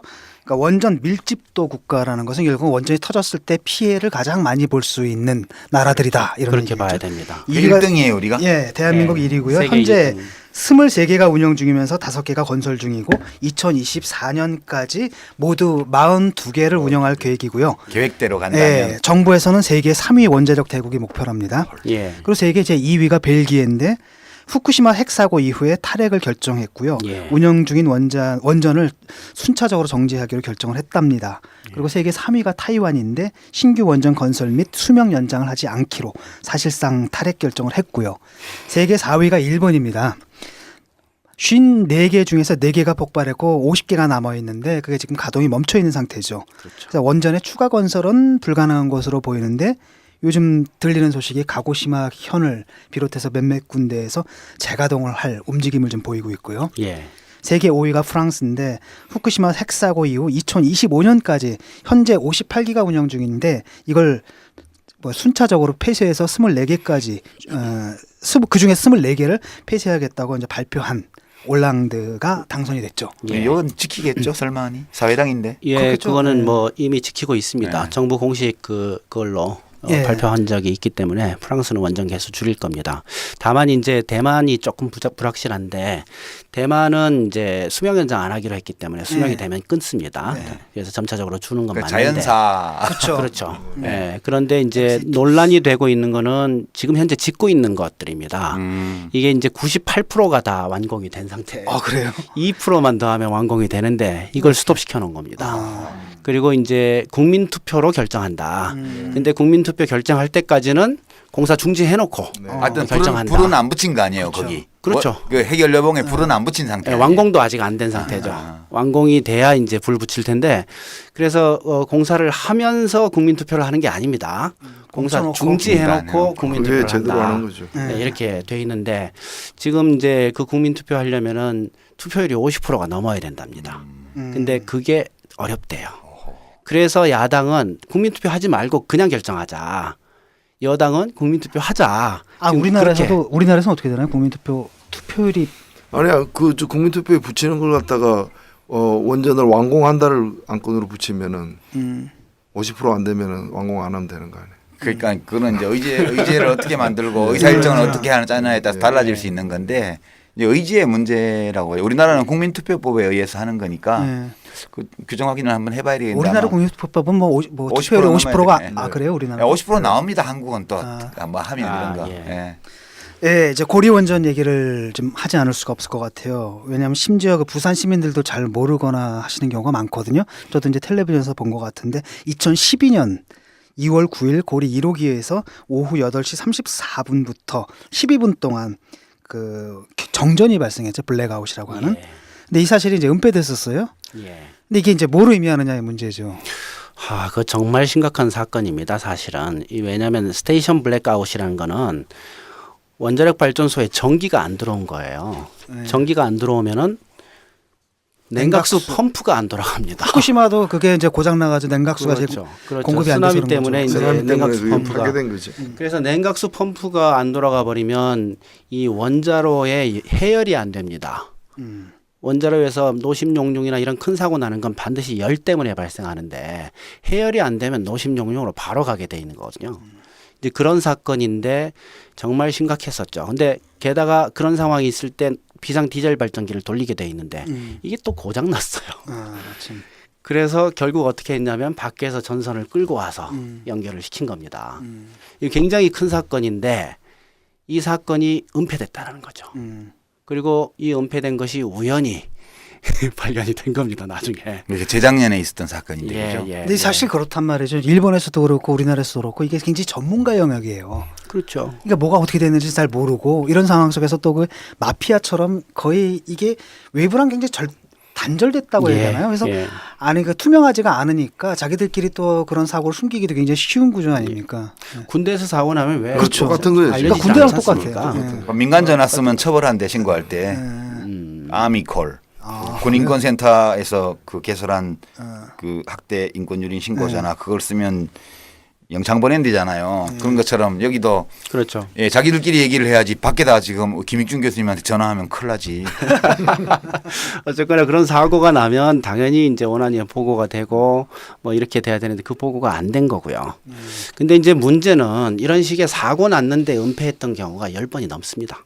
큰 사고만. 네, 굉장히 많습니다. 네, 후쿠시마 같은 경우에도 그랬잖아요. 계속 사고가 났는데 은폐하고 은폐하고 예. 은폐하다 계속 근데 저는 그걸 보면서 지금 10번이 넘는 은폐 사고들은 사실은 은폐했다가 들킨 사고들이 거죠. 예. 안 들킨 그러니까 것도 있을 수. 성공적으로 은폐한 사고가 얼마나 많이 있겠냐. 저는 그런 생각이 많이 드는 거예요. 그래서 합리적 실제로 의심. 은폐했던 사건은 그 10배는 되지 않을까. 근데 이 고리 1호기가 있는 데가 기장군이잖아요. 예. 기장군이 그 해운대 바로 붙어 있어요. 그렇습니다. 맞은편이잖아요. 예. 선거구도 같은 선거구. 그러니까 해운대 기장갑, 해운대 기장을 국회의원 예. 선거구도 같이 붙어 있는데 부산 시민들 발 뻗고 작았나? 여기다가 또 최근에 정관 신도시 해가지고 예. 수십만 명 또 신도시에 바로 예. 여기는 해운대까지 포함해서 부산뿐만 아니라 울산까지도 그냥 바로 영향권 가는 거 아닌가요? 그렇습니다. 사고가 만약 나면. 예. 그러니까 보통 이제 후쿠시마도 그렇고 체르노빌도 그렇고 한 30km 정도는 이제 비우거든요. 그 30km 안에 300만 명이 넘습니다. 30km 안에. 예. 고리 원전의 경우에는 그렇죠. 부산 울산 딱 울산이 거의 다 들어가니까. 그리고 이제 월성 1호기 우리 경주에 있는 이거는 30km 안에 100만 명이 넘습니다. 거기도 울산은 들어가죠. 들어가거든요. 울산은 양쪽으로 다 들어가네. 예, 현대 자동차가 다 들어갑니다. 양쪽에 걸쳐 있습니다. 그래서 울산 북구에서 우리 김익준 선생님 한국 탈핵 이 책을 그 북구의 체계로 선정. 아, 북구의 책으로. 예, 맞습니다. 주민들이 반드시 읽어야 된대. 그 기술적인 용어인데 그 취성화라는 게 있네요. 예. 그 어떻게 되는 겁니까? 강철판이 녹아가지고 뭐 유리처럼 된다, 뭐 이런 얘기도 있고. 예, 이제 원자로라는 건 굉장히 많은 고열 속에 이제 있는 상황이라서 그리고 이제 아주 단단한 쇠로 돼 있긴 한데 이 온도가 갑자기 낮아지는 찬물을 붓는다든지 뭐 이런 상황이 생기면 온도가 갑자기 낮아지면 이거는 이제 그 왜 그 뜨거운 물 부었다가 유리 접시 깨지듯이. 유리 접시에 찬물 싹 집어넣으면 팍 예, 차해지는 예, 것처럼 이제 그런 일이 발생할 수 있다라는 거죠. 그래서 그걸 취성 천이 온도 이렇게 얘기합니다. 깨지는 온도. 예, 예. 그래서 몇 도짜리 찬물을 부으면 이게 깨지게 돼 있냐. 뭐 이런 건데. 그래서 이 온도가 낮을수록 안전한 거거든요. 그러니까 뭐 한 50도짜리를 부어도 괜찮은 건데 원래 이게 한 300도, 400도 되는 거니까. 근데 300도, 400도에서 50도로 착 내려도 이게 안 깨지는 원래 그런 거였는데 지금 100도가 넘어갔거든요. 150도. 그러니까 150도짜리 물을 부어도 깨져버리는 거죠. 어허. 400도에서 내려오니까. 그러면 물을 어떻게 하느냐? 물을 끓이는 온도가 150, 100도인데. 그렇죠. 150도짜리 그러니까 압력을 넣으면 가능합니다. 그렇게 해가지고 압력을 넣어서. 예, 그렇게 해서 이제 그런 온도로 해야 되는데 이제 그 얘기가 이제 노화의 이제 아주 단적인 그런 예입니다. 지금 150도가 넘는 걸로 추정되죠. 그죠? 그렇죠. 그렇게 취성화 됩니다. 온도가. 그러니까 그 냉각수를 공급한다 할지라도 이게 물을 끓여가지고 거기서 압력을 더 넣어가지고 예. 온도를 150 뭐 그 정도로 맞춰서 넣어야지 그렇죠. 깨지지 않는 그렇죠. 그런 상태. 근데 이 고리 원전은 이름이 왜 고리예요? 지명 아니야? 예, 지명이었습니다. 지명이에요. 예, 그 예. 기장군 고리면 뭐 이렇게 되나? 예, 예. 지명이었습니다. 그리고 이제 월성원전도 거기가 월성군이었었거든요. 예, 옛날에 월성군이에요. 그래서 지명으로 이렇게 했었는데 월성군이 없어지면서 경주가 되고 이러면서 이렇게 그렇게 이름이 됐죠. 근데 또 재밌는 거는 울진원전, 영광원전 그랬었는데 이게 또 이름 바꿉니다. 울진이 이게 어디 있는지 알 수가 없어야 돼요. 그래서 하늘원전. 하늘원전. 예. 그리고 영광원전은 한빛원전 이렇게. 한빛원전. 그러니까 이름만 들어서는 어디 있는지 몰라요. 점점. 그러니까 재밌는 게 위험한 지역이 없어지는 거네. 동쪽 북쪽에서 내려오면 울진에서 쭉 내려와서 이제 월성원전 그다음 쭉 내려와서 다시 고리원 1호 2호기 있는 거기 기장군이 있고 그다음에 남쪽으로 삥 돌아서 반대쪽으로 가서 영광원전 이렇게 서울에서는 먼 애다. 그렇죠. 청와대는 안전하네. 이제 그게 좀 재밌는데요. 우리보다 더 재밌는 데가 유럽입니다. 유럽은 땅은 넓은데 그 안에 이제 국경선들이 있잖아요. 원전이 있는 지역을 다 이렇게 지도로 표시하면 그게 바로 국경선이에요. 남의 나라. 남의 나라 최대한 가깝게. 사고나. 우리나라도 서울에서 멀리. 그래도 남의 나라 쪽에 짓는 건 좀 낫다, 그지? 우리는 청와대에서 제일 먼 데 짓잖아. 근데 이름을 바꾼다고 그게 없어지는 게 아닌데 차라리 이름을 뭐 워싱턴 원전 이래가지고 미국에 있는 걸로 착각하게 만든. 착각하게 만든다. 근데 실제로는 영광원전, 울진원전 두고 경주원전하고 부산원전하고 이렇게 해야 국민들이 원전이 어디 있는지를 그치. 알죠. 그러니까 고리 1호기 그러니까 도대체 그게 맞아. 예. 그러니까 정말 그 알려지지 않은 지명으로 이렇게 해버리면은 실제로 타격을 받는 사람들은 그 대도시 큰 도시에 사는 사람들일 텐데. 그 이름들을 그렇게 왜곡하는 거를 굉장히 잘합니다. 원자력계가. 예를 들어서 사용 후 해결료 이것도 사실은 고준위 핵 폐기물인데 그렇죠. 이거를 사용 후 해결료라고 뭐 부르더니 요즘은 핵자를 빼요. 사용 후 연료 이렇게 부릅니다. 공식 문서에. 그 리사이클링 예. 해도 되는 또는 그래서 해야만. 저는 사용 후 연료 하면 연탄재하고 구분 안 되지 않냐. 그런 얘기를 한 적이 예, 있었죠. 원래 이제 그 레토릭의 정치라고 그 예를 들면 우리가 그 노동시장의 유연화, 예. 사람 막 자르는 자르는 거를 그걸 이제 갖다가 정리해고를 노동시- 유연하라고 얘기해. 유연하라고 하니까 뭐든지 유연한 게 좋지 경직된 경직된 게 거보단 낫지. 예. 보다 나은 것처럼 이제 느껴지는 거죠. 구조조정, 예. 대량 해고잖아요. 예. 조한미군의 전략적 유연성. 전략이라는 거는 무릇 유연해야 되는 거 아니에요? 하여튼 제일 그 중에서도 마음에 안 드는 게 방사성 폐기물 관리공단. 예. 그러면 이제 핵 폐기물 관리하는 곳인데 이름이 최근에 바뀌었습니다. 원자력 환경공단. 뭐 하는 곳인지 알 수가 없어요. 원자력이 하긴 뭐 환경에 우리나라는 좋다는 뭐 원자력을 갖다 녹색 에너지라고 부르는 나라니까 예, 아마 예. 전 세계에서 유일하죠. 원자력이라는 단어 자체도 사실은 굉장히 잘못된 겁니다. 핵 이렇게 핵력을 말해요. 가지고 하니까 예. 핵발전소가 맞는데 일본과 한국만 원자력이라고 부르거든요. 예. 그래서 정말 제가 뉴클리어를 쓰죠. 예, 전부 다. 물리학과 그래요. 교수한테 원자력이 도대체 뭡니까 그랬더니 그런 현상 없다. 물리적 현상이 없다. 그럼 그런 존재가 하지 그 않는다. 원자력은 그냥 콩글리시로 뭐냐 하면 아톰 파워 아니야. 하여튼 그 용어들 굉장히 이렇게 좀 하고 있는 굉장히 그 사기성이 강하다 이렇게 그 생각합니다. 저기 원자핵공학과하고 국문과하고 연대했나? 거기 저는 좀 전문가들이 있는 것 같아요. 있죠. 용어들을 만드는 그런 전문가들이 좀 그룹이 있는 것 같아요. 핵마피아들이 안에다 장명소 차렸나 보다.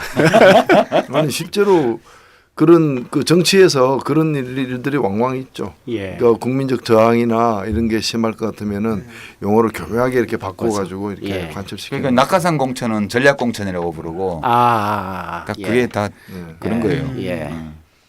그 당시에 그 고리 원전 그 사고 당시에 그 원자료 냉각수가 36.9도에서 58.3도로 올라갔고 사용 후 핵 연료는 21도에서 21.5도로 상승했다고 하는데 도대체 이제 그러니까 국민들 입장에서 이게 뭔 얘기인지 잘 모르겠거든요. 그렇죠. 이 온도가 올라갔다라는 거 굉장히 심각합니다. 그러니까 지금 사용 후 핵연료도 마찬가지로 그 안에서 핵 분열이 좀 일어나고 있는 거고 원자로도 정지했다고 해도 핵 반응이 제로가 되는 게 아니거든요. 많이 낮아진 거죠.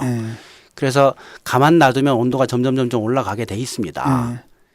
그래서 이거를 항상 해열을 해야 되는 거거든요. 냉각수를 계속 돌리고 그다음에 중성자 나올 수 있으니까 이걸 계속 빨아들이고 중성자 없애는 그런 그 화학약품들 집어넣고 이렇게 해서 낮은 수준을 유지해야 되는 건데 지금 전기가 안 통하니까 온도가 올라간 거죠.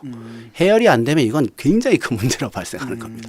그 당시에 이제 12분 동안 멈췄는데 뭐 어느 정도 시간이 걸립니까? 이게 이제 터질 몇 때까지? 시간 그 일이 계속됐다 가는 거죠.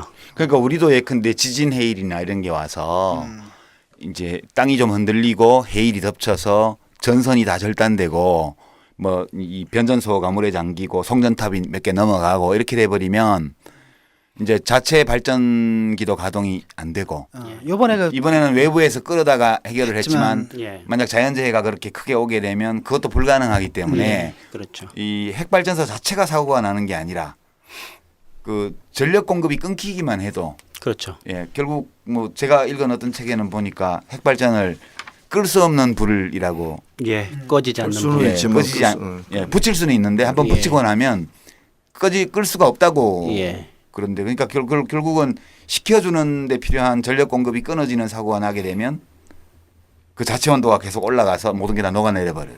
예. 그런 건데. 그래서 결국 원자력의 안전이라고 하면은 온도만 해열만 되면 됩니다. 불이니까. 예, 불이니까 온도만 낮춰지면 안전한 겁니다. 근데 거기에 문제 생기면 심각해지는 거죠.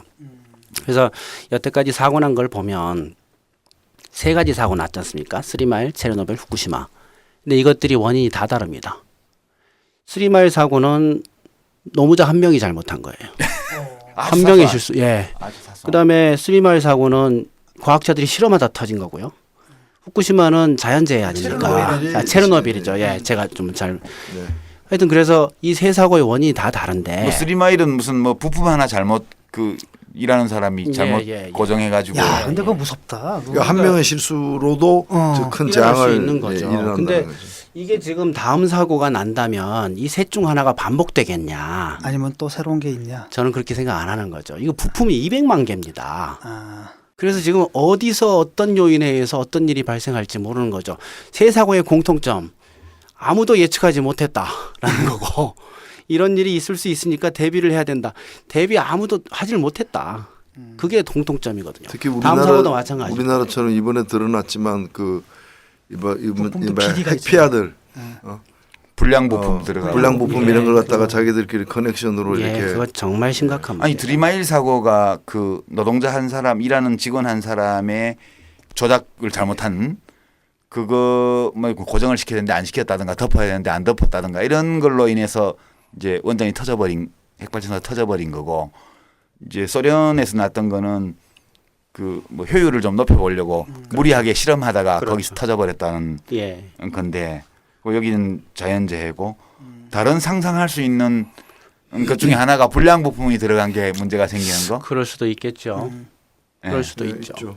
우리는 특히 그럴 가능성이 이번에 뭐 보면은 엄청난 그 비리 이런 것들이 이제 드러났잖아요. 그다음에 이걸 갖다가 뭐 예를 들면은 우리 정부에서 늘 얘기하듯이 무슨 테러용으로 그런 악용될 수도 근데 있는 나는 거고. 근데 왜 그 얘기가 안 나오는지 의심 테러? 이상해요. 왜냐하면 그 테러 말씀하셨는데 아니 북한이 남한을 공격할 때 제일 만만한 타겟이 어디겠습니까? 예. 타격을 줄 수 있는 데가 원전 아니에요. 아 차마 거기까지는 못하는 거지. 아니 그러니까 이것은 자기들도 어떻게 망하니까. 예를 들면 그런 네. 사고 위험성을 감안하면은 핵폭탄 갖고 있는 거나 원자력 발전소 갖고 있는 거랑 거의 비슷한 거예요, 이게. 그러니까 안보의 관점에서는 모든 가능성에 그 맞습니다. 대비를 예. 해야 되는 거 아닙니까? 예. 아니 뭐 핵폭탄이야 일부러 터뜨리지 않으면 안 터지는 정도가 되는데 음. 이 핵발전소는 일부러 사고가 낼 의사가 아무도 없어도 그렇죠. 터질 수 있는 거예요. 있는데 또 의사가 있어도 그 위험한 거 당연히. 그렇죠, 당연히. 예를 들면 거기 뭐 대단한 군사 시설도 아니고 뭐 약간의 특수부대가 와가지고 약간의 공작만 하면 완전히 사고를 낼 수도 있는 거 그럼 아닙니까? 북한의 테러 공격에 대응하기 위해서라도 핵발전소를 없애야 된다. 그러니까 그런 얘기가 왜 안 나오느냐라는 거지. 내 얘기는. 제가 그렇게 정말 생각을 합니다. 그러니까 안보 차원에서 이건 접근해야 된다. 안보 차원에서. 그래서 그 원전에 가보면 굉장히 자랑하는 게 원전 돔 건물 있지 않습니까? 원자로가 있는 네. 그 건물. 그거는 비행기가 와서 박혀도 비행기가 깨지지 이건 안 깨진다. 실제로 미국에서 그 실험을 했답니다. 그래서 그 동영상도 이렇게 틀어주고 하거든요. 홍보할 때. 근데 그거는 그렇다 치자. 그건 이제 미국 돔이고 한국 돔 차이는 없다고 치자. 근데 문제는 그 돔 건물 옆에 있는 그 일반 건물에 사용 해결료 수조가 있거든요. 이게 깨지면 동 건물은 원자로만 싸고 있는 거니까. 그렇죠. 예. 그리고 월성 원전에는 건식 저장하고 있어요. 그냥 마당에다가 이렇게 캐니스터라는 임시 거 저장소. 해가지고 예. 있단 말이죠. 그거 미사일에 이게 견딜 수 있냐? 이건 아무도 지적 안 하는 건데. 근데 사실 뭐 그게 뭐 핵폭탄하고 비교하는 게 어떨지 모르겠는데요. 방사능 물질, 핵물질의 양으로 따지면 핵폭탄은 핵물질 10kg 씁니다. 플루토늄 아니면 우라늄. 근데 핵발전소는 100톤 씁니다. 10,000배예요. 예. 엄청난 그중에서 우라늄 238은 빼고 우라늄 235만 따지더라도 300배입니다. 그래서 핵폭탄이 떨어졌던 히로시마 나가사키엔 사람이 지금 살지만 후쿠시마나 체르노빌에는 못 사는 겁니다. 방사능 양이 비교가 안 돼요. 아, 그렇지. 히로시마에 핵폭탄 터진 지가 아직 이제 70년 됐나요, 이제? 70년. 그렇죠. 예. 근데 사람들이 계속 살았잖아요. 그럼요. 거기서. 예. 그리고 뭐 측정해봐도 별로 안 나옵니다. 펑 위에서 터지고 바람으로 날리고 이렇게 하고. 근데 이렇게 위험한 건데도 사람들이 좀 경각심을 덜 가지거나 또는 뭐 받아들이는 이유 중에 하나가 그 뭐 산업을 발전하려면 전기도 있어야 되고 예. 그리고 경제성 우리가 문제잖아요. 예, 우리가 보통 듣기로 이게 뭐 정부에서 주장을 그렇게 하죠. 뭐 청정 에너지, 녹색 에너지, 그다음에 뭐 가장 저렴한 에너지, 예. 온실 효과가 발생하지 없는 않는 에너지. 온실가스를 발생시키지 않는 친환경 에너지 그렇게 원전 한수원인가요? 거기서 예. 그렇게 홍보를 하잖아요. 모두 거짓말입니다. 근데 딴 거는 몰라도 값이 싼 거는 맞잖냐 이렇게 생각하는 사람 많은 것 거짓말입니다. 같아요. 그거. 그러니까 싸고 안전하다 하는데 안전하지는 않은 거는 이제 증명이 된것 되어 같고. 가고 있으니까 이제 과연 싼 거냐. 싼 거냐 말씀 싸지 않습니다. 일단 그 미국에서 그리고 유럽도 마찬가지입니다. 그 원전을 안 지었던 이유 중에 제일 큰 게 비싸서예요. 아니요. 비싸서예요. 미국은 지금 그 전기 회사들이 전부 민영화돼 있습니다. 그리고 정부가 어느 요건만 되면 다 허락을 해줍니다. 근데 허락을 다 받아놓고도 안 해버리는 경우가 굉장히 많았는데 그 주된 요인들이 비싸서입니다. 근데 킬로와트당 전력 생산 단가가 뭐 더 싸다고 한수원에서는 그렇죠. 그 근데 이제 발전 비용을- 단가라는 게 비용 산정 방식에 따라 다른 그렇죠. 거죠. 그렇습니다. 이 거기- 폐기물 처리까지 다 예, 생각을 너무나 많은 것들을 이제 빼놓고 계산하는 거죠. 그러니까 건설 비용이 있고 원자로 건설 비용이 있고 그렇죠. 유지 비용이 있고 그거 계산하지. 그다음에 그 그거, 뭐지 그거 계산했어. 운영비 폐기물 그다음에 수명 다 했을 때 그걸 이제 네. 폐기하는 이제 절차가 폐기물들 그런 저장하는 것들이 거라든지. 제대로 반영이 안 됐다고 보는 겁니다. 그래서 건설 비용, 운영 비용, 인건비, 그다음에 우라늄 값 이 정도만 반영이 제대로 돼 있고 직접 생산비만. 그렇죠. 아. 폐로 비용, 그다음에 10만 년 동안 고준위 핵 폐기물 이거 보관하는 비용, 그 비용. 뭐 그다음에 사고 났을 때 거기에 대한 대응하는 그러니까 비용. 잠재적 사고 위험의 그렇죠. 그렇지. 그래서 뭘 현재적인 가치로 환산해서 보험료 돈으로 환산하듯이. 한 거. 뭐 대손 충당금 이런 것도 이제 계산이 안 그렇죠. 되죠. 그렇죠. 저 그런 것들이 제대로 반영이 안 된 겁니다. 하면 화력 발전보다 더 비싸다 지금 그렇게. 훨씬 비싸죠. 아니, 쉽게 말하면 이렇게 생각하면 되는 건가요? 그러니까 예를 들어 가지고 뭐 나중에 어떻게 되든 신경 안 쓰고 나중에 그러니까 나중에 이거 뭐 처리 그 보관하는 비용이 얼마 되든지 그건 우리가 지금 그건 당장 국- 지불하는 거 아니잖아요. 국가에서 알아서 그러니까 하고. 나중에 니들 뭐 그 후손한테 알아서 해라. 위험을 자손들에게 그다음에 또 하나 물려주는 거지. 그치 위험한 거 그까짓 거 우리 신경 쓰지 말자라고 하면은 그렇게 볼 때는 좀 싸게 보이는 게 사실인 거죠. 그렇죠. 그거 다 빼면 아. 당연히 근데 왜 정부에서 계속 지어요? 이 원자력이라는 게요. 돈 흐름을 보면 이렇습니다. 정부 예산으로 원자력에 지원해 주는 돈이 굉장히 많습니다. 그것이 발전 단가에 반영이 안 되는 거고요. 정부 돈으로 지원한다는 얘기는 국민들이 돈을 내주는 거죠. 그래서 정부 예산이라는 통을 통과해서 결국은 핵산업계가 국민으로부터 돈을 뺏어가는 구조 이렇게 봐야 됩니다. 이제 그거 때문에 그냥 짓는 거예요? 그렇죠. 원전을 지어서 원자력이 많아지면 누가 이익을 보냐, 누가 손해를 보냐 이것 따져보면 되는 겁니다. 단순하게. 근데 국민들은 별 관심 없이 세금으로 내는 거니까 그냥 나도 모르는 사이에 원자력에 보조금을 주는 거고. 나쁜 놈들이네 그거. 에너지 문제 해결을 가장 이렇게 길게 보면은 돈 비용도 더 많이 들고 더 위험하지만 당장에는 들어가는 돈이 별로 없고 당장에는 그 쉽게 에너지를 갖다가 이렇게 만들어낼 수 있다는 그 이점 때문에 이제 길게 못 보고 오늘 하루를 위해서 이제 쓰는. 아니 근데 전문가들은 그거 다 알 거 아니에요. 전문가들도요. 사실 이 발전 단가 문제 굉장히 심각한 문제입니다. 그래서 우리나라에서 적어도 야당에서는 제대로 된 발전 단가를 한 번쯤은 계산해 줘야 된다고 봅니다. 예. 아니 발전 그거 단가를. 별로 어려울 것 같지도 않은데. 예. 그래서 에너지 뭐 경제학 이런 거 하시는 분들 많으니까 정의당에서 빨리 계산 한번. 그런 분들이 이렇게 딱 해서 그렇게 얘기해야 되겠네. 우리 발전 단가 제대로 하면 얼마다라고 내주면 되는데 그걸 아무도 안 해주는 우리 거죠. 환경 전문 의원 있잖아요. 김재람 김재람 의원실에 의원. 얘기해가지고 예. 발전 단가 제대로 된. 아니, 그러니까 발전 그것도 단가 한번 했으면 계산. 좋겠어요. 그러니까 그래야 예컨대 되겠네. 정부에서 내는 발전 단가가 어떤 논리로 지금 그걸 냈는가. 그 그거는 과정에서 나와 있습니다. 그러니까 그 다음에 그 과정 속에서 어떤 부분들이 계산이 안 들어갔는가. 그렇죠. 그런 부분도 지적이 돼 있습니다. 그래요, 예를 벌써? 들어서 재작년에 현대경제연구원에서 지금 발전 단가 정부에서 말하는 것들은 이거 이런 것들이 안 들어갔다. 제가 아까 말씀드린 그런 예. 것들을 지적을 한 보고서가 나왔는데 그래요. 문제는 그걸 놓고 계산했을 때 얼마다라는 걸 아무도 얘기 안 해주는 거죠. 그거 빨리 해야 되겠네 그거. 그걸 해줘야 돼요. 예.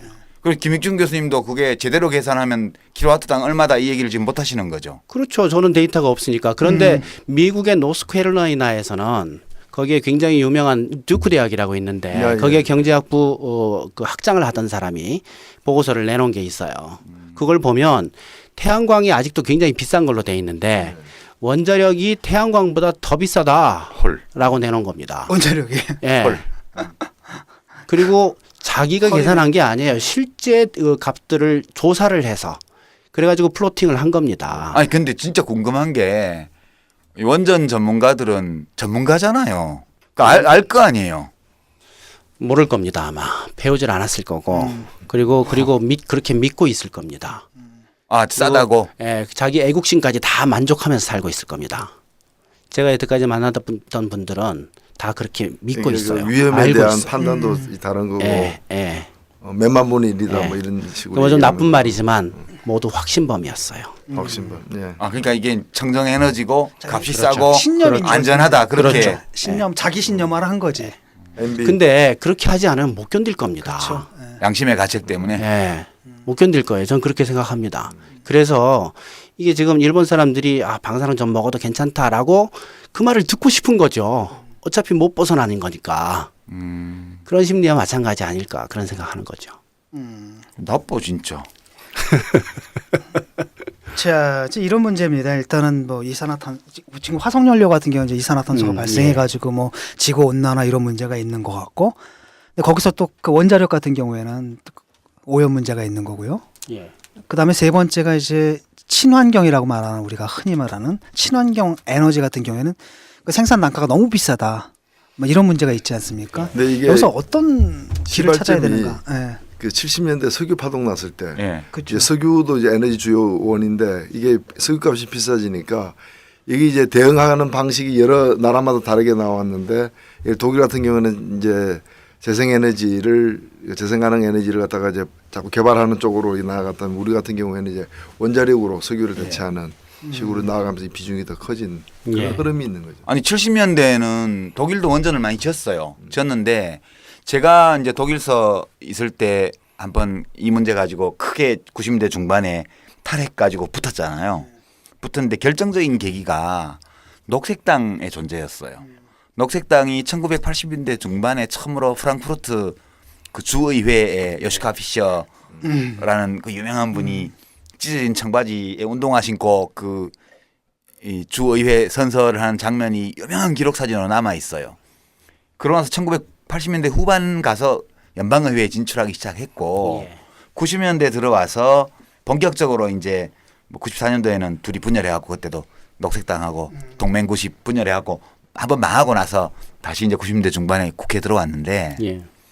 그때 녹색당이 엄청나게 3인당의 지지 기반을 갉아먹으면서 사회민주당이 녹색당의 환경 강령을 상당 부분 받아들였어요. 표를 안 뺏기려고. 예. 그러면서 탈핵 논의가 녹색당에서 3인당으로 사회민주당으로 번져가면서 예. 예. 그러면서 결국은 이제 슈레더가 집권을 해서 적독 연정하는 과정에서 예. 최초의 탈핵 선언이 있었고 의사결정이 그 연정 협약에 예. 그러고 나서 이제 앙겔라 메르켈이 이 다시 정권을 탈환해서 대연정을 하는 과정에서 그건 그냥 안고 간 거거든요. 제가 이 과정을 이렇게 보면서 독일은 어떻게 해서 신재생 에너지 산업이 그렇게 빨리 커졌고 일찍부터 예. 그 보면 전기가 80년대 후반이더라고요. 근데 결국 그 동력은 국민들 속에서 다른 모든 가치보다 이제 환경과 안전이라는 가치를 중시한 젊은 유권자들이 녹색당이 약 7% 정도의 안정적 지지를 몰아주면서 녹색당이 그걸 지렛대로 삼아서 큰 당들의 환경 강령을 움직여서 예. 이렇게 된 거거든요. 우리 경우는 보면 그 독일도 뭐 40년 전에만 하더라도 우리랑 차이가 없었는데 그렇게 빠르게 변화해 온 건데. 근데 그렇게 생각하기 좀 어려운 게요. 그 유럽의 원전 개수 그래프를 보면 80년대부터 원전 개수가 줄기 시작합니다. 그러니까 독일뿐만 아니라 유럽 전체가 원전을 줄이기 시작하거든요. 3마일 사고를 보고 난 다음부터. 그렇구나. 그리고 체르노빌 사고를 직접 경험하지 않습니까? 왜냐하면 그 유럽까지 오잖아요. 예, 유럽까지 왔죠. 예, 세슘 그래서 같은 뭐, 게. 예. 뭐 독일, 프랑스 뭐 다들 지금 오염이 되고 그것 때문에 우유를 못 먹고 뭐 이런 일이 있었거든요. 이제 그 파동 때문이기도 하지만 그 다음에 또 두 번째는 아까 말씀드린 대로 경제성이죠. 그 정부 보조 없이는 수지가 경제성이 안 없는 맞죠. 거예요. 그래서 이제 계속 원전 개수를 줄여왔던 겁니다. 아, 그러면 오늘 미션 하나 나왔다 진짜. 김재남 네. 의원한테 얘기해서 제대로 된 예. 핵발전 발전 단가 전기 단가 계산하는 거 굉장히 계산을 중요합니다. 확실하게 좀. 예, 독일하면 생각나는 게 이제 그 카스파 트랜스포테이션. 예, 아, 그거 유명하죠. 그게 뭐냐면 이게 재처리를 해야 되는데 그게 독일에는 없어가지고 프랑스로 가서 예. 해오거든요. 그때 예. 그 기차 따라가지고 하면은 그 경찰이 육해공군으로 다 동원됩니다. 그래서 사람들이 그 철길에다가 쇠사슬 묶고, 그렇죠. 그다음에 그 운반을 뭐죠? 못하게. 레일 밑에다가 오소리처럼 굴을 파요. 아, 레일에 그러니까 사람이 들어가 혼자만 들어가. 레일에 근데 있는 못 뽑아내고 돌려가지고. 그다음에 기차가 지나가면 앉기 때문에 사람이 죽거든요. 그러니까 이제 경찰이 거기 들어가서 오소리굴 들어가가지고 그냥 사람 끌어내고 이러면서 물어봤는데 왜 그렇게 하냐 그랬더니 일단은 뭐 원자력이 싸다라고 하는데 우리가 그 비용을 갖다가 비싸게 만들어주겠다. 예. 그게 고얼레벤이라고 니더작센주, 슈레더 총리 지역구 거기에 암염광산에 그 이제 고준위 폐기물 저장소가 있거든요. 그래서 프랑스 가서 재처리해서 이 카스토라는 그 특수용기에 담아서 무진동차에 실어가지고 이제 옮기는 건데 기차로 와가지고 예. 거기에 운반 비용을 엄청나게 환경운동가들이 올림으로써 발전 단가를 높여주겠다. 그 얘기 저도 기억이 나요. 그리고 또 하나는 이제 그 신재생 에너지로 만들어진 전기 같은 경우에는 이제 그러니까 단가가 비싸지 않습니까? 예. 그러니까 그걸 갖다 신청을 하면은 그러니까 일부러 그걸 위해서 그 발전을 위해서 일부러 시민이 비싼 전기료를 내요. 물게. 예. 그래서 그걸 이제 그 하는 경우도 있거든요. 그러니까 대단하죠. 이 경우에는 네. 사실은 그 시민들의 의식이 이제 뒷받침을 해주는 거죠. 아니 근데 그렇게까지 방해를 안 해도 이미 비싸대잖아. 그러니까 제대로 계산하면 제대로 계산하면 이미 비싸다는데. 그 이게 이제 정부가 우리나라 정부가 갖고 있는 정부 홈페이지에서 제가 가져온 아, 숫자를 네, 그래프를 한국의 만들었습니다. 발전 단가네요. 네. 2011년도에 이제 정부 사이트를 보고 제가 그래프를 그린 건데 이걸 보면 지금 뭐 풍력 이런 거 다 비싸고 태양광 엄청나게 비싸고 원자력이 제일 싸고 예, 지금 보면 원자력이 39, 그 다음에 거의 그에 비해서 태양광이 660이에요. 예, 17배 비싼 걸로 돼 있습니다. 석유가 207. 그리고 그래서 예. 이거를 보면은 이제 당연히 원자력을 해야 되는 걸로 엄청 싸네. 그렇게 돼 있는데 문제는 세계 시장은 거꾸로 가고 있다는 거예요. 네. 이 비싼 태양광은 엄청난 속도로 성장 중이고 예, 이상하게. 저 값싼 원자력은 아무도 안 하고 지금 전 세계 원전 개수 줄고 있지 않습니까? 그러니까 발전 단가 계산이 잘못됐다는 거죠. 그렇죠. 그러니까 이 발전 단가는 시장을 설명 못 한다라는 거죠. 예. 그리고 제가 다른 나라 데이터들을 보니까요. 풍력 발전이 화력보다 더 싸다는 나라가 많습니다. 그래서 다른 나라들 데이터 중에 상당히 많은 나라들이 전기를 만드는 방식 중에 제일 싼 게 풍력이다. 근데 라고 여기는 얘기합니다. 뭐 여기도 풍력은 여기도 싸게 풍력은 나오네. 싸게 나오네. 석탄이 제일 싸고 원자력을 석탄이- 제외하면 그다음이 풍력이 예. 싼 걸로 나오는데 근데 원자력 저건 계산이 잘못됐다. 근데 이제 우리나라 같은 경우에는 어떻습니까? 이제 신재생 에너지 왜냐하면 그게 신재생 에너지라는 게 그 환경, 풍토 그 나라의 그 지역적 특색이라고 해야 되나요? 그 자연적인 특성에 굉장히 좌우되잖아요. 그렇죠. 그래서 이제 정부가 보면은 재생 가능 에너지 일단 뭐 저 신재생이라는 단어를 저는 못 받아들입니다. 왜냐하면 이게 이런 분류가 틀렸기 때문에 신에너지라고 해가지고 집어넣은 것 중에 재생 가능 말고 무슨 2차 에너지 뭐 전지 이런까지 막 집어넣었거든요. 그래서 재생 가능이 막 마치 좀 많이 나오는 것처럼 부풀리려고 그런 건지 모르겠는데 분류 자체가 틀렸습니다. 그래서 재생 가능 에너지라고 저는 부르는데 이 재생 가능 에너지에 대해서 굉장히 탄압을 하고 아주 나쁜 말들을 많이 합니다. 이거 안 된다. 우리나라에서는 뭐 자산 조건이 안 맞는다. 뭐 별 얘기를 다 하는데 심지어는 거짓말까지 동원합니다. 예를 들어서 원자력이 만드는 전기를 태양광으로 다 만들려면 국토를 3번 덮어야 된다. 전 국토의 300% 정도의 면적이 필요하다. 이렇게 집광판으로. 그러니까 전 국토를 덮고 그만큼 동해바다에 한 번 더 덮고 서해바다에 한 번 더 덮어야 그래야 이 전기 나온다는 그 거짓말이거든요. 그 태양광 전문가한테 직접 가서 물어봤더니 국토의 2% 덮으면 됩니다. 그럼 원전에서 만든 거 다 만들 수 2%? 예, 국토의 2%. 우리 대한민국. 예, 대한민국 남한의 2%를 태양광 판넬로 덮으면 원전이 만든 전기를 다 만듭니다. 우리가 한 10만 평방킬로미터 되잖아요. 그러면 남한이 11,000 그러니까 2,000 평방킬로미터만 덮으면 되는데. 그래서 그거가 전부 이렇게 어쨌거나 재생 가능 에너지 안 된다고 엄청나게 이렇게 역홍보를 하는 거죠. 난 도대체 이해를 할 수가 없어요. 세계적으로 지금 엄청나게 재생 가능 에너지 성장이 빠른데 이걸 한번 보십시오. 이거 지금 전 세계적으로 엄청난 속도로 지금 하지 않습니까? 근데 문제는 뭐냐면 그 재생에너지도 이거 자체가 또 하나의 새로운 산업적인 그 팩터잖아요. 영역이잖아요. 그렇죠. 굉장히 신산업이고 거기다가 이제 그 에너지 효율화 사업도 굉장히 큰 산업 분야입니다. 그래서 이게 지금 독일이 앞서 나가면서 굉장한 독일이 돈을, 세계 최고죠. 굉장한 돈을 지금 벌고 독일 같은 있는데. 경우는 쉽게 말하면 스마트폰 만드는데 우리나라는 옛날에 그 뭐 자석식 전화 독일은 이걸로 그 저기 고용을 100만 개 일자리 만들었어요. 지금 고용 창출이 제일 많이 일어나는 분야가 태양광입니다. 저 재생 가능 에너지 분야라고 그러더라고요. 그 중에서도 태양광. 이게 신성장 동력이 될 수 있는 거예요. 그러니까 원자력에 비해서 같은 양의 전기를 생산할 때 고용 효과가 독일은 10배 이렇게 얘기합니다. 10배. 그리고 세계 통계를 봐도 5배 이상 이렇게 나오거든요.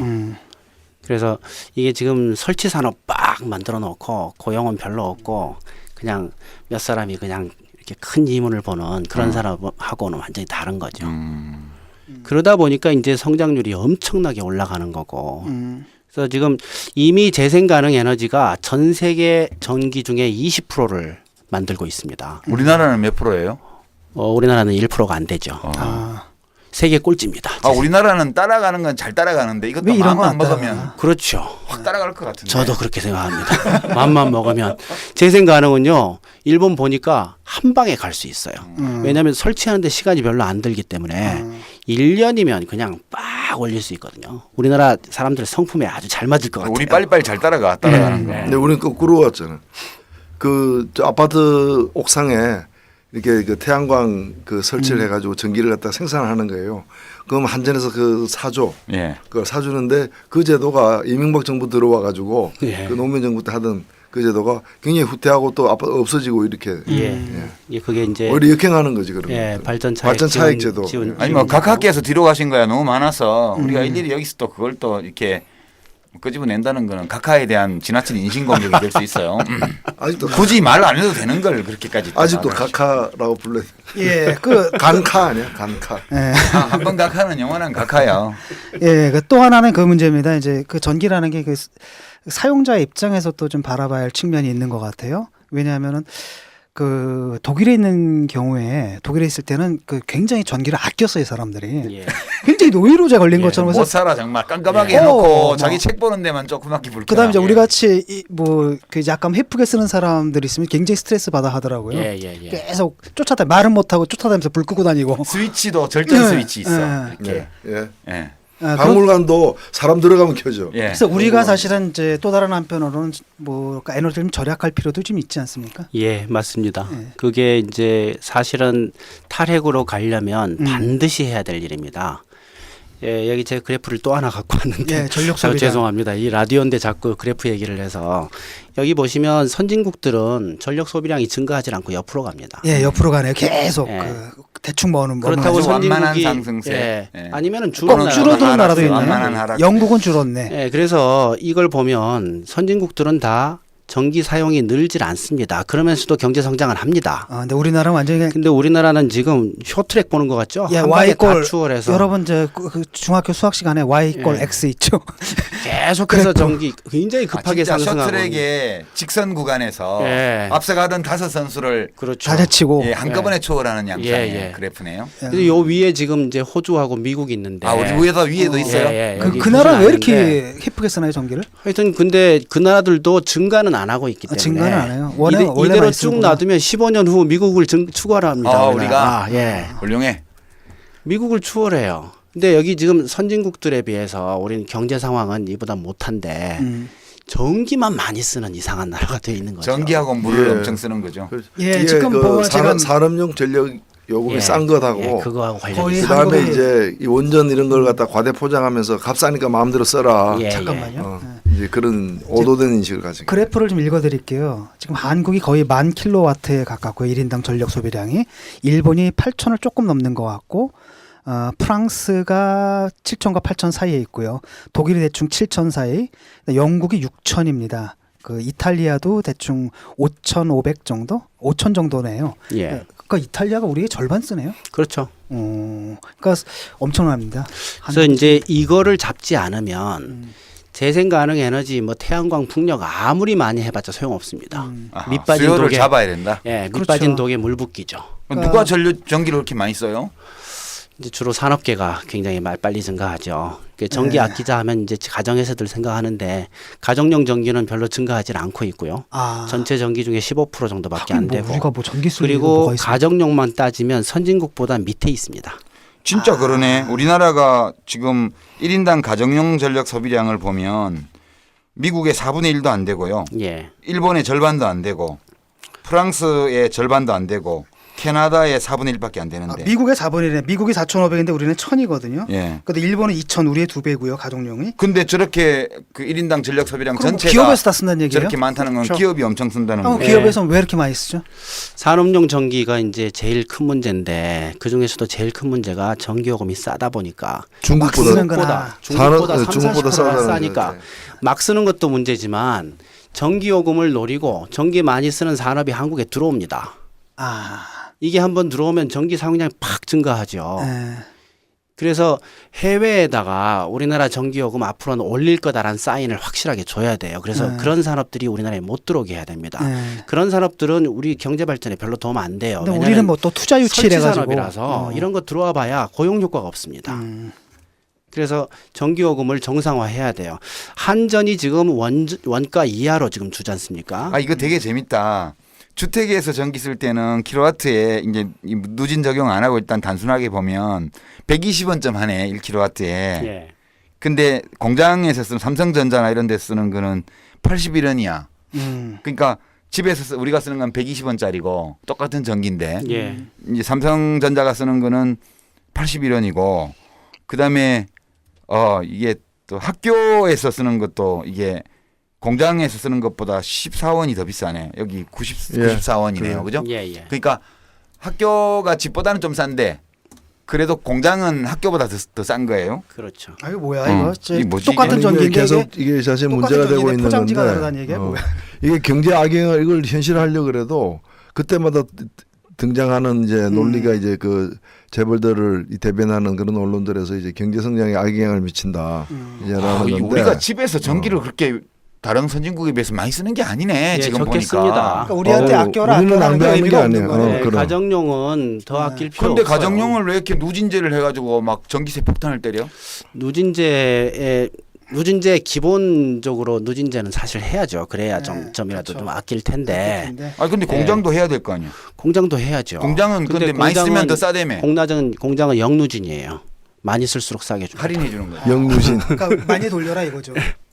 근데 이게 이제 뭐 그 가격 자체도 문제지만 문제는 원가 이하로 주니까 이것 때문에 이제 한전이 계속 누적 적자가 되는 거고 한전 누적 적자는 결국 국민 세금으로 세금으로 가게 쉽게 돼 말하면 우리가 있으니까. 기업에 이제 전기세를 내주는 거잖아요. 그렇죠. 예.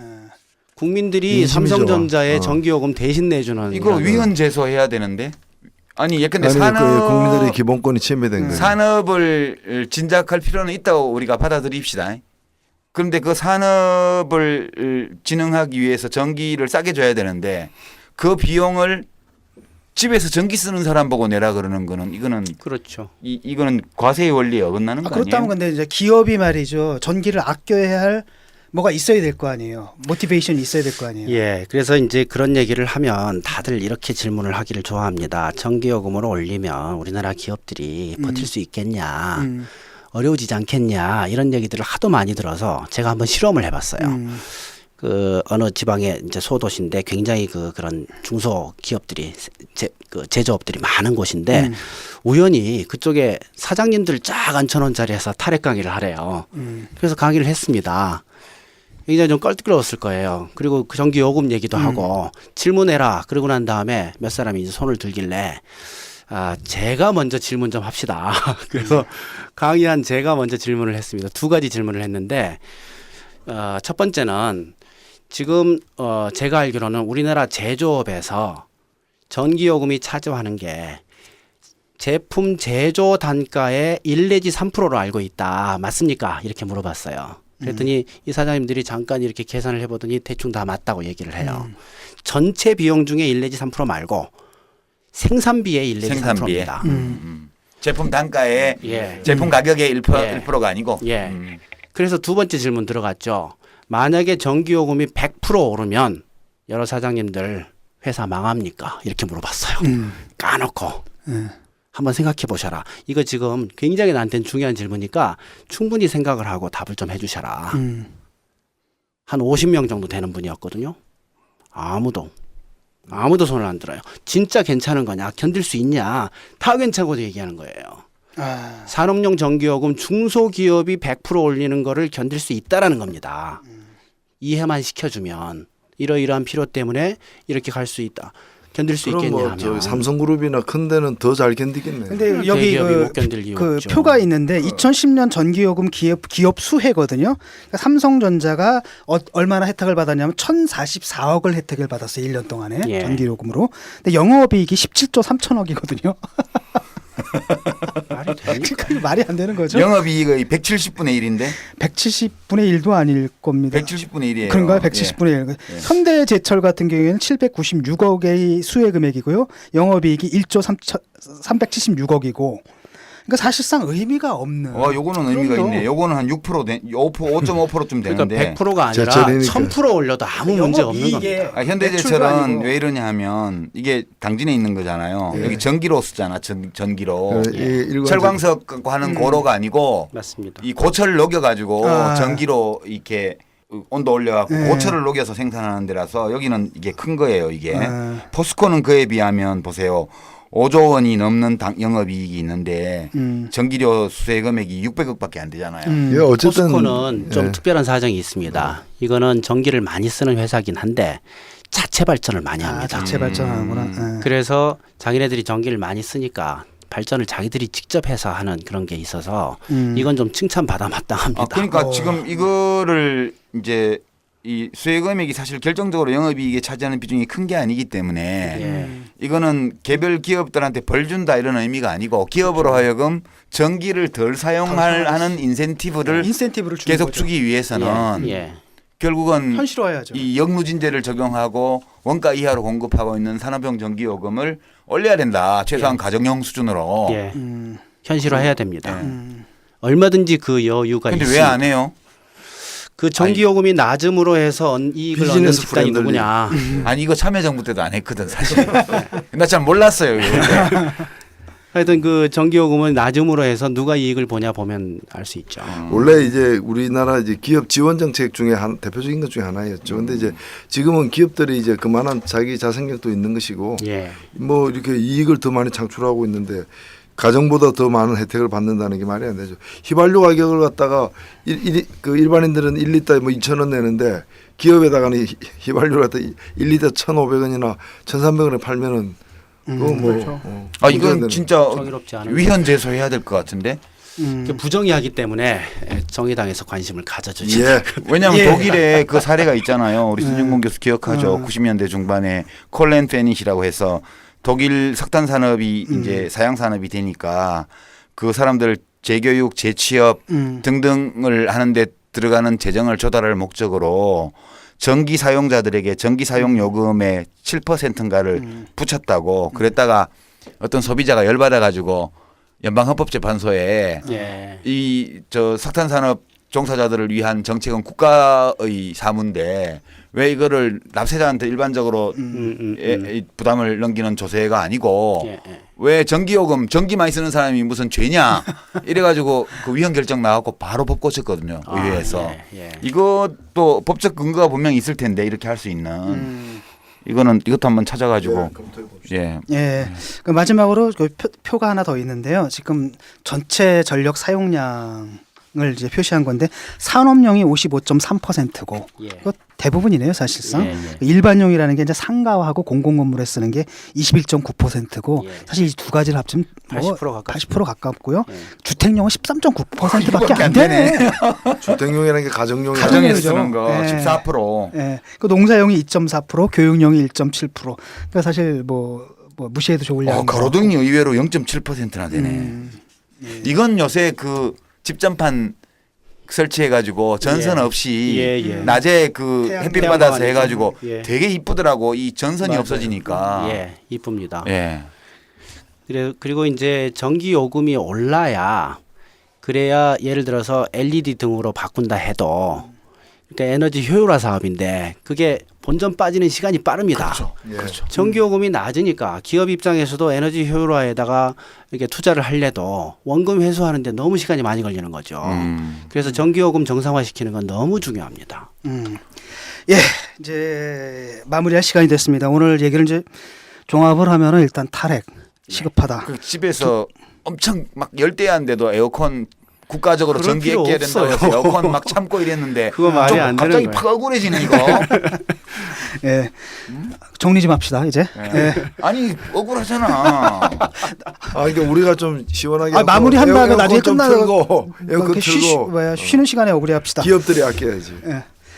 예, 그 가장 큰 주제는 이제 탈핵 시급하다는 것이었고요. 두 번째 재생에너지죠. 예. 재생 가능 에너지로 우리가 빨리 나아가야 된다는 이런 필요성이 제시가 됐고요. 세 번째는 이제 전기요금 현실화 문제. 그리고 마지막으로 우리 정의당의 과제가 하나 생겼어요. 뭐냐? 발전 단가, 원자력의 발전 단가를 산정해서 발표하라. 그것이 알고 싶다. 그것이 알고 싶다. 발전 단가 진짜 진실. 궁금해. 예. 예, 오늘 방송은 세월호 참사의 진상을 정확히 규명하고 책임자를 가려서 정확히 처벌할 수 있을 때 후쿠시마 핵사고처럼 더 큰 재앙으로부터 국민을 보호할 수 있다는 의미에서 특별법 문제하고요. 핵발전의 위협을 함께 생각해보는 기획으로 진행해봤습니다. 도움이 되셨길 바라고요. 다음 12회 방송 예고드리겠습니다. 다음 방송은 교황 방문의 즈음에서 해방신학자로 로마 교황청에 정통하신 김군수 선생님 모시고 특집으로 진행해볼까 합니다. 다음 방송에도 변함없는 관심 부탁드리고요. 감사합니다. 안녕히 계십시오. 네, 수고하셨습니다. 수고하셨습니다. 오늘 너무 좋은 얘기 들었습니다. 말씀 많이 들었습니다. 고맙습니다. 아, 정리가 딱 됐네 이제. 에어컨을 써야 돼. 써야 돼가 아니고 써도 돼. 아, 우리 올 여름에는 에어컨 일주일도 안 트는 것 같아. 나는 아직 안 들었습니다.